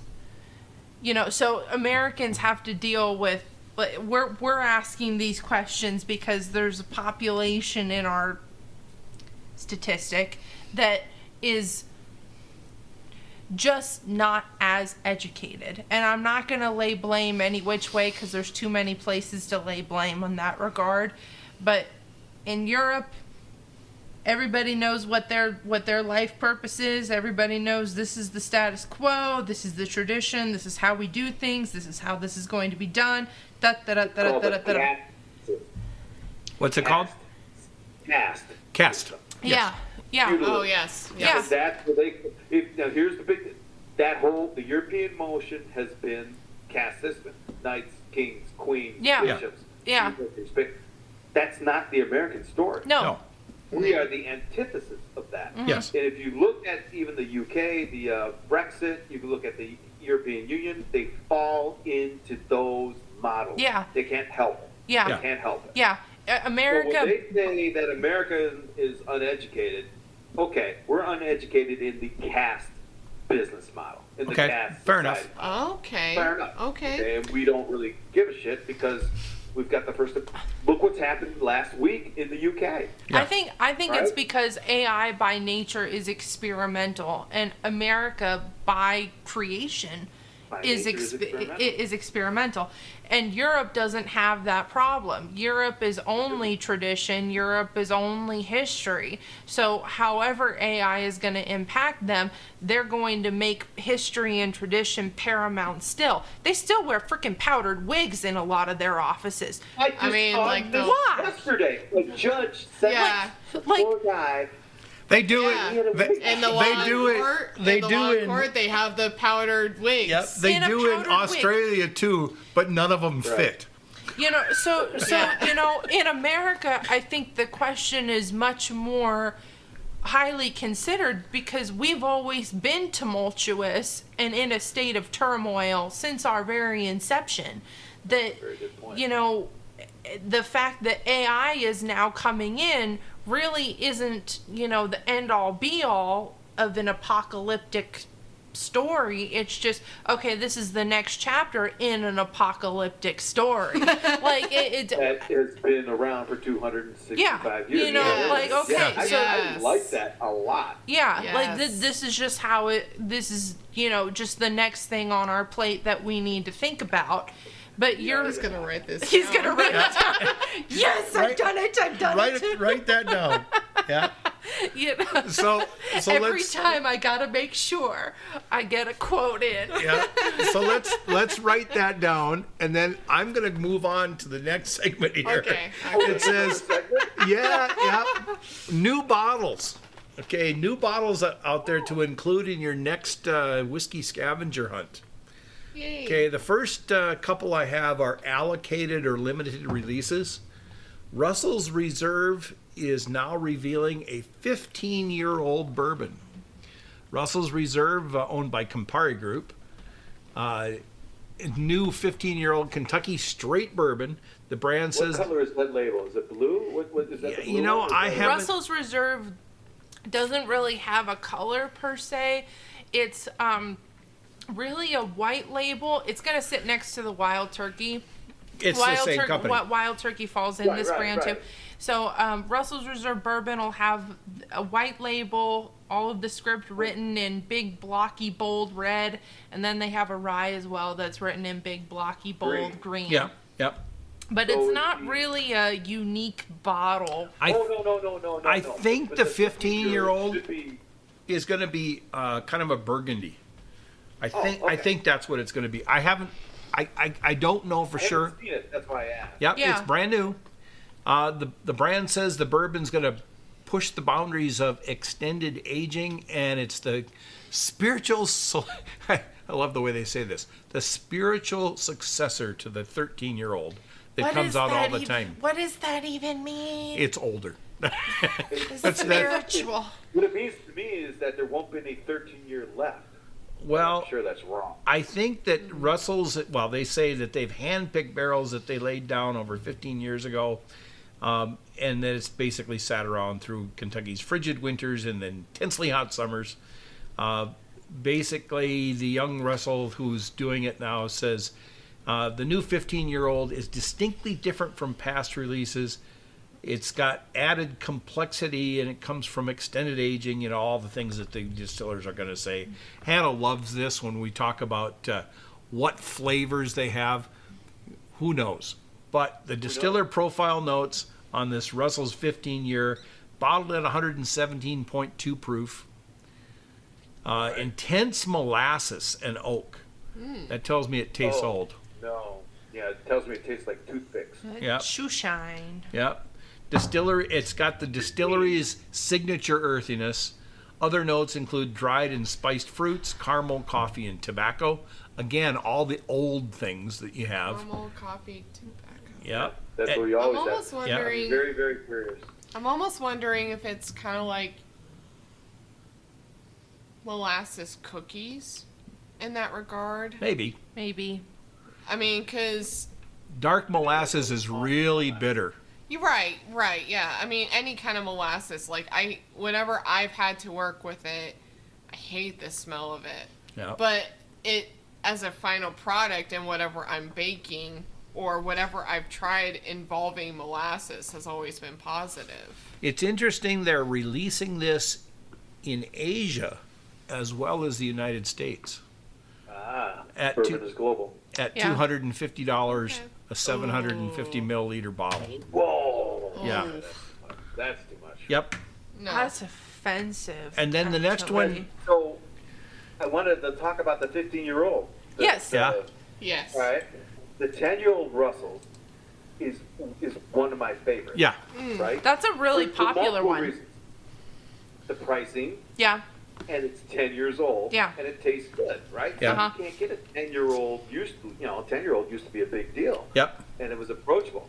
So when you said, I think you said the price for the 15 was in the $200 Yes. range? Yes. 250-ish. Yep. That's too much. It's Yeah. really It's Well, what it is, stupid. there can't be very many bottles. well, That's what it is. The bottom line, there can't be very many bottles. But even still, like if you're gonna have a 10-year-old product, Why not? yeah, That's the other thing. Right. Yeah. What happened? 15 years ago they didn't. But just say it, all right? Did you not plan? Then that's cool. I get it. It was at Well, the cusp. it's right? 15 part- years ago. yeah. Part yeah. of it is evaporation. If you lay down a whole bunch of barrels, Right, but even still, they You're should have gonna laid have- down more barrels. So what year was 15 years ago? Someone do the math.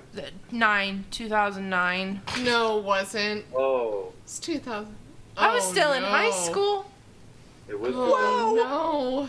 Oh Yeah. my Oh, God. no. 2009. I thought it was Yeah. 2005. I was like, oh Incorrect. no, it's only God, that was 2020, so weird. right? So back then, we weren't Oh. really in the bourbon boom You're right. yet. I You're mean, right. So frankly, it wasn't until I graduated from or had my bachelor's from college geez, that baby. I was starting to see the bourbon boom take place. Well- but I could still go to any liquor store and Get pick this. up Taylor, pick up Right. Eagle Rare. I had Blanton's on my shelf all of the time just as a poor college student. Like, it wasn't that big of a deal to be able to have Blanton's around, E.H. Taylor around, Stagg Jr. around, You anything tell I anyone wanted. my age who drinks bourbon that was the norm, and they don't believe you. That's Yeah. like one of my favorite things, actually, when a man tries to tell me, yeah, That's all they had back yeah, when a man tries to tell me, like, have you ever had E.H. Taylor single barrel? I'm like, honey, I had that on my counter in college. yeah, like you're not It's that something special. Like, satisfactory. it makes There's a it makes me satisfactory proud. sort of thing. It makes me proud as a dad. She's not on Facebook anymore. Like all the kids, they're not on Facebook anymore. But the other day, a post came up. You get those memories, and it came up. I'm my dad's daughter. I brought a new bottle home, and she had her little collection on the counter. The E.H. Taylor, the Blantons, the Old Forester, counter. 19. on Yeah. the counter. It's just sitting there. well, actually, it wasn't even on my counter. It was on my card table because that's all I could afford for a table. So, but yeah, I Yeah. had more Yeah. money of bourbon on Than my a card card table than what my card table was actually worth. That's called priorities. Yes. Yeah. Good priority. Yeah. Well done. So my second bottle, Michter's. Michter's yes. announces the 2024 Legacy Series. Louisville Michter's Distillery has released a pair of new whiskeys. The first one is called Shank's Homestead Kentucky Sour Mash, and the second one is Bomberg's Declaration Kentucky Straight Bourbon. Now, these are bourbons I've personally never heard of before, other than in passing. Each release is a vintage dated with the year of the bottling. Michter's president Joseph, help me out with the name here. Bagliocco here says that while there's still some continuity from year to year, our production team makes creative adjustments to each of these editions. Michter's distillery can trace its roots back to 1753. A Swiss Mennonite farmer named John Shank founded Shank's Distillery in Pennsylvania. The distillery was later named Bomberg's in the 1800s. Michter's has since renamed one more time to Michter's. Basically, the story is Michter's was found in, the name Michter's was found in some laboratory, and they went to patent it or whatever, and they bought the rights to the name for $24. Yeah, and it also, they look at the history, and it's Michter's, and I love this, Michter's was the company that was supplying Washington with his troops at Valley Forge. So Michter's can actually say they helped soldiers win the Revolutionary War. I did not know that. That is the- It's crazy that it's 1753 because that is basically like 20 to 30 years older than this country. Yes. Like, But that's 'cause the we old were just Shanks. American colonies. Yes, the old Shanks distillery. And would it have been more in a rye style? Probably. Because I was going to say in Pennsylvania, Yep. they would have done the Pennsylvania rye. Yep. Oh yeah. Which is with the Monongahela. The Monongahela style rye. Exactly. So anyway, Where at on the Monongahela River? Where's that? Is that up by Pittsburgh? Do you guys know? western Western? Pennsylvania. Southwestern. That's where Old Overholt got started. And incidentally, Old Overholt is the oldest continuous brand in America of anything. 1810 it got started, and that includes any other brand in any other capacity that you know, Heinz ketchup or anything. And it never actually disappeared. It traded hands a couple Right. times and ownership a couple times, but the name itself has been in American vernacular for 200 years. In fact, it's helped More than that. began trademark law. 214 years. Before trademark. yeah. Yeah. Wow. So Master Distiller Dan McKenke says that the 2024 Shanks release uses rye, malted rye, and for the first time, caramel malt, which Sour. offers a nice creaminess to this. I'd like to get some of this. What is? How What do you would think that that work? means? Yeah. Burnt sugars implies Yeah. like caramel Yeah. because you have to burn sugar. So So That's They throw the- interesting. sugar in on the Yeah. malt Like- while they're yeah, Could either be, like yeah. get the sugars off of the wood of the barrel essentially because carbohydrate. so after or during the Probably during the process. Yeah, during the during- process, Yeah. they have to be burning sugars and then getting the malt. I That yeah, sounds somewhere along the way. intriguing. Yep. That sounds really So- intriguing. go back to mezcal, right? So mezcal does that, but there's a certain process of mezcal where they hang. All right, it sounds bad, but like goats Yes. and meat Oh, over yeah. and the drippings down. go into it. Yeah. Right. Maybe. I forget what it's called, sacrifice, mezcal sacrifice or something like that. Yeah. I've had it. Mm. It's my favorite. Yeah. But so maybe somehow during that process they're putting sugar cane or I doubt they're Right. putting anything in it That would because imply it to be rum. wouldn't because you it? can't have an additive in bourbon. Like But if rum you're is having sugar. caramel malt, But then it'd during have to the be. when you're malting the malt with the when you're Yeah. burning the Well, malt. malting is nothing more than scorching. Well, I explain it with Right. with Scotch. It's the process of turning it. That's the malting.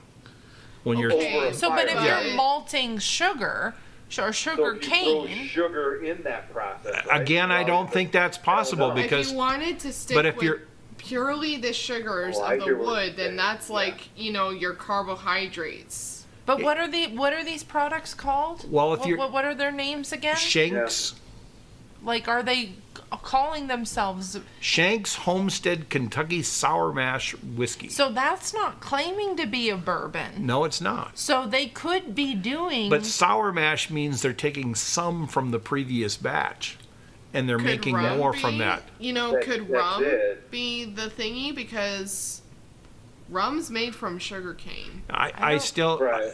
I still think Yeah, it's I don't. The pure. caramelization. Yeah. It's The interesting because, I caramelization, mean, you sugar. caramelize onions just as you caramelize sugars. So you're basically you're burning the caramelizing the barley. or you're just- caramelizing the you're just- plant itself. Oh, Yeah. you know what? I bet that's it. They're You're carameli- caramelizing the barley. That's in That it. would make sense. And caramelizing the rye, maybe. And then malting it by rotating it. Yep. So you're you're doing what you do with sugar, but You burn instead it. you doing it with barley. Yep. So you burn the More of a sugars process. just Yeah. as you Yeah. It's all burn science. the onions whenever you're Interesting. caramelizing the onions. Interesting. So that's what they mean by They're it. aging this What's in that oak. taste? Yeah, Yeah. it's intriguing. They're aging Maybe it an in oak. extra sort of but- char in the taste or something.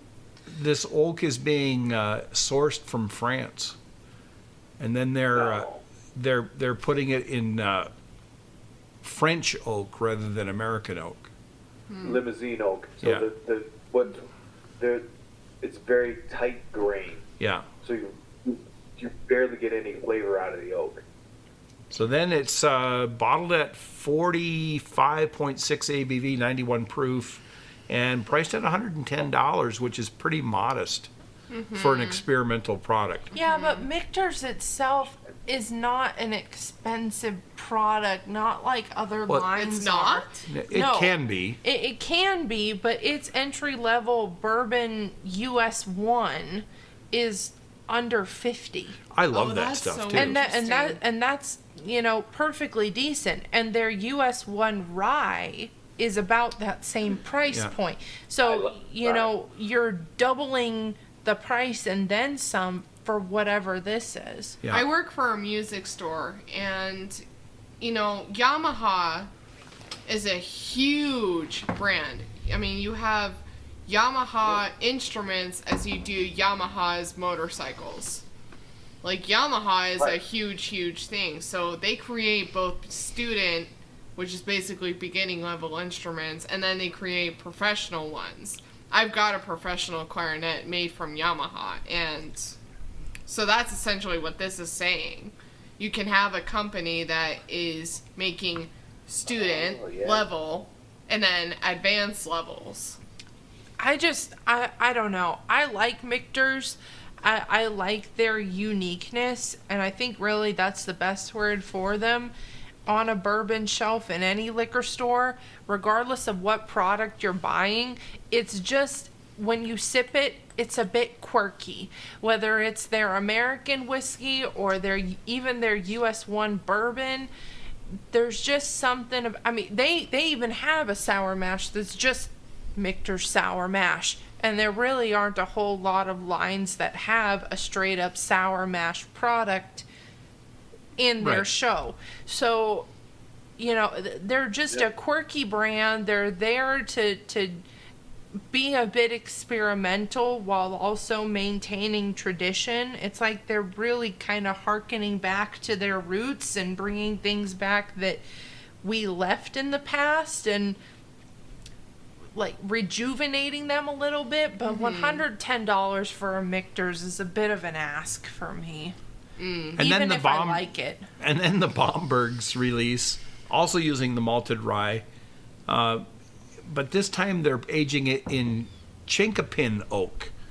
And I'm not entirely certain where the chinkapin oak comes from, but I believe along the Mississippi, Louisiana oak, rather than the traditional white oak. It looks Spanish. From Dried what's- outdoors for 36 months before it's put into barrels. And then this one's going to come in at about 54% ABV or 108 proof at $120. I'm more interested in the Shanks, but man, if either of these came across my radar, I certainly would probably look at them hard. I'd still buy them, but I'd be a little bit begrudging in my handing over of my card. Like, you know, I'm doing this for the I'm good with of, you. you know, I'm doing this for the listeners, you know, but I'm not I'm doing happy it for the about it. write-off. You know, well, Yeah. in an ideal world. And like, then a couple that we might actually be able to find Elijah Craig just dropped a new toasted rye. Okay, and they've had their toasted bourbon, and the Elijah Craig toasted bourbon is really quite good. But when they announced this new rye, Max Shefka, the production director at Elijah Craig, said, from the moment our panel tasted this, we knew it was an expression that was. Hannah just killed the Mictors. I killed the Mictors in Yeah. honor of the discussion. Yeah. You do a salute. You did a That's salute. awesome. Yeah. We knew it was going to be special. Dead soldiers. Yeah. Yep. Oh man. The custom toasted barrel were from the partners at Independent Stave. Independent Stave Company being the biggest producer of barrels in America. Takes the world-class whiskey and adds a dessert-like flavor to it, being that they're toasting it. So this is going to be right up Hannah's aisle for the ryes. It's a rather unique statement which required some new aging process to make it happen. They take the fully matured Elijah Craig straight rye, mash bill 51% rye, 35% corn, and 14% malt barley. They dump it in at barrel proof into new custom toasted barrels. Toasted means that they're not putting a dark char on them at all. It's basically just changing the tone of the wood, makes the surface much harder. And then at that point, they're finished at a slow cook. Okay. And then So you put get into the less barrels. of an alligator skin Yeah. and more of a Right. uniform surface area within. And like all Elijah Craig's, it's being bottled at 47 or 47 ABV or 94 proof. Yeah. Aromas of pronounced nuttiness with roasted chestnuts, walnuts, and candied almonds. Flavors of caraway spice, which would be consistent Ooh, rye bread. with the rye. Yeah. I use And, caraway seeds with rye bread all the time. And then enveloped in a creamy coating of milk chocolate. Ooh. They're on the shelves interesting. now So from $55. So caraway, whenever I think of rye bread, because I make my rye bread a little bit differently, I add the caraway seeds, which is a very key ingredient in rye bread, but I also add fennel. Fennel is used, like, it has that extra black licorice sort of flavoring. My uncle, my dad's brother, will end up putting anise seed in his rye I've heard bread. that. So Yep. he takes that whole fennel caraway seed up to a whole different level. So that's very, like, it's adding that extra sweetness, but it's also a very bitter flavor. So those of you who like sausage, occasionally you'll take a bite of something and you get a little spice Yeah. that tastes a little bit like licorice. That's fennel. Yeah. It's That's a the very earthy flavor. I like Right. adding fennel because it's not as sweet as anise, but it has that sweetness that you can put into rye. Yeah. So it just elevates it to that extra sweet level for me. I'm interested in this. $55 for an Elijah Craig new product really isn't that bad, considering No. that their barrel proofs are hitting $70. 80. I mean, this is the $80 cheapest- MSRP. So This is the cheapest story of all the stories that he's read. That's yeah. Yeah. So I'm interested in it. I like my ryes. I like the toasted bourbon edition from Elijah Craig quite well. So I'm interested in what the rye is going to offer. And then our last whiskey, we've got Wyoming whiskey out here in the West. A local one. Unveils a 2024 Outrider Straight American Whiskey. Wyoming Whiskey has announced its latest release, the 2024 edition of Outrider Straight American Whiskey. Outrider stands apart as a whiskey which defies categorization.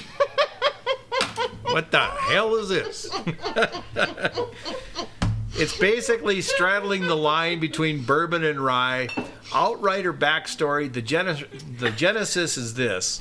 Outrider started because the owners of the company went to their master distiller at the time, Steve Nally, and said, hey, I want you to mix bourbon and rye and come up with a product. He didn't want to do it. He said, I don't like it. They hate working with rye. I didn't know this until I read this story. Rye tends to cake or coat the production lines of the whiskey.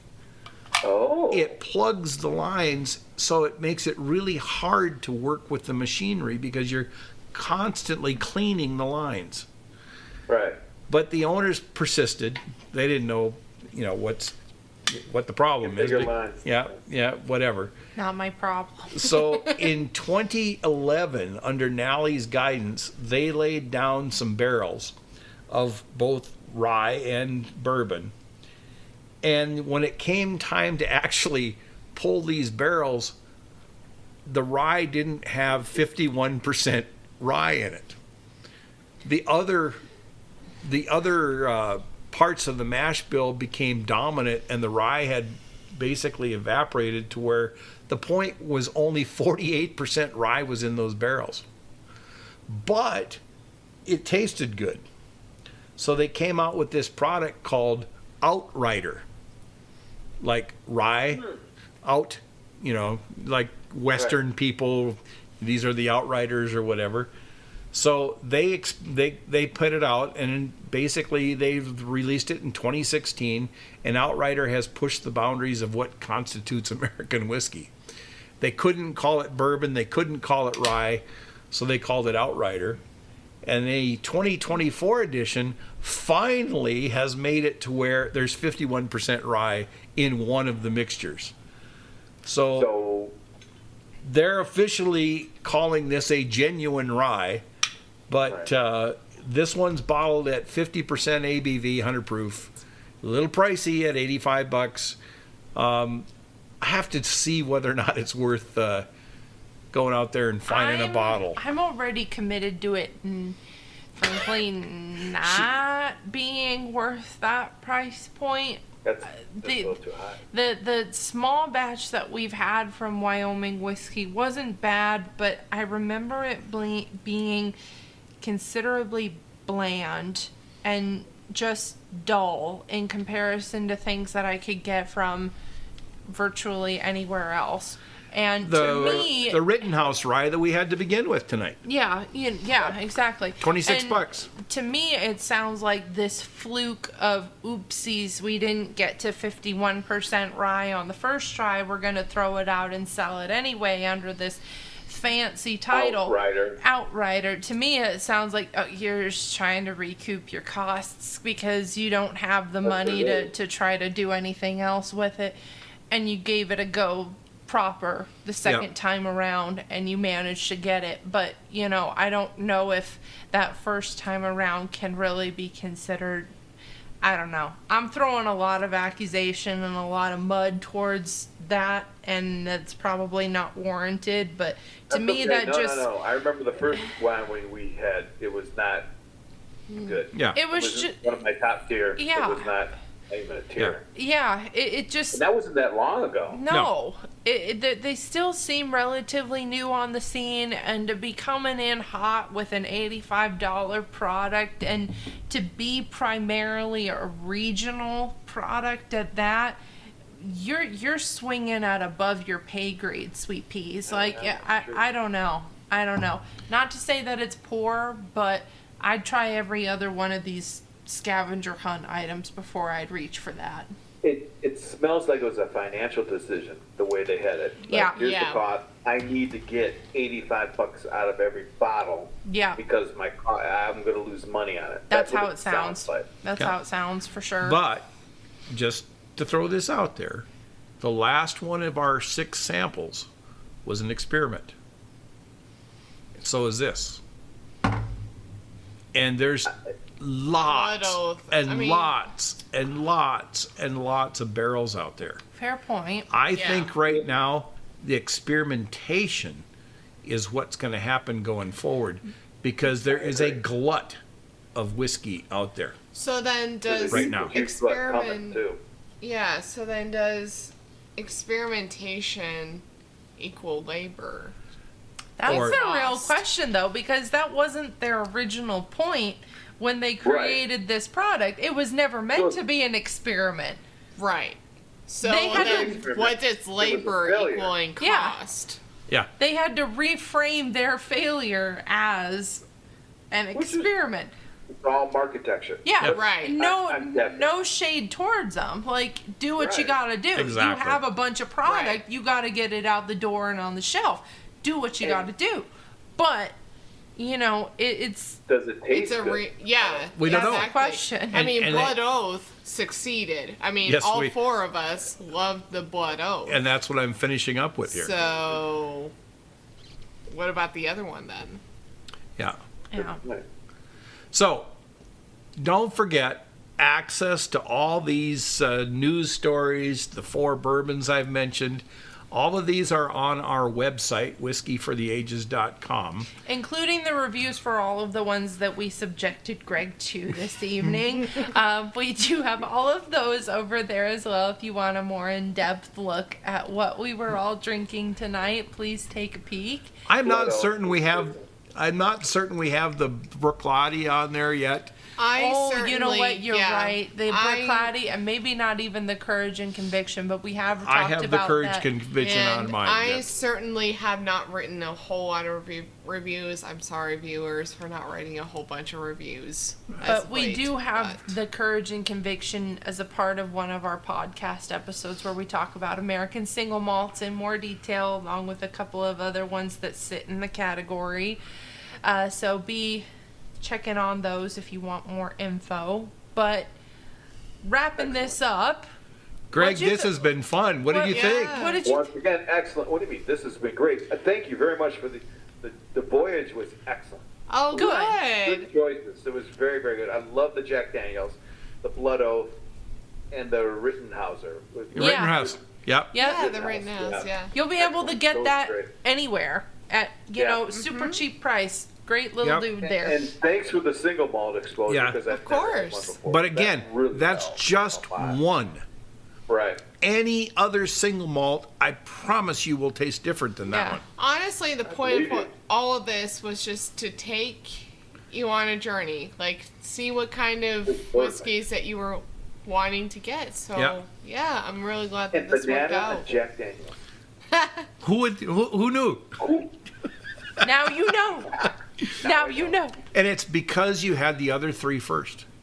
Right. Your taste buds, your nose, everything was open to suggestion.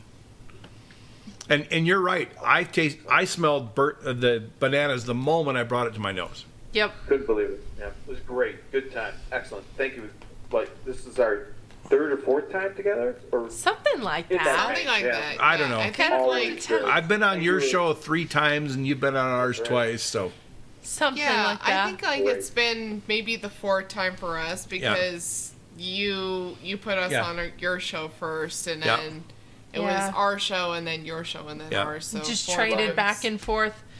But you know what that means. I do know what I mean. So we're going to wrap this up here. Here's what we got in store for you. Hannah?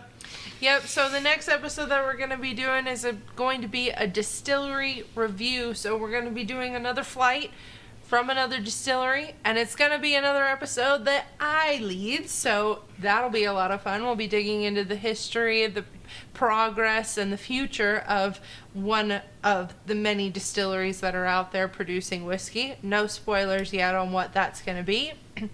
Episode 8, we're going to be doing an expose. We're just going to talk about some topics and challenges that we whiskey aficionados face, whether it's in the liquor store itself, or whether it's in a restaurant looking at a menu, or whether it's maybe Laura and I just being women in the world and trying to order some whiskey sometimes. And then I got my whiskey history episode. Did you know that Prohibition started in the 1800s?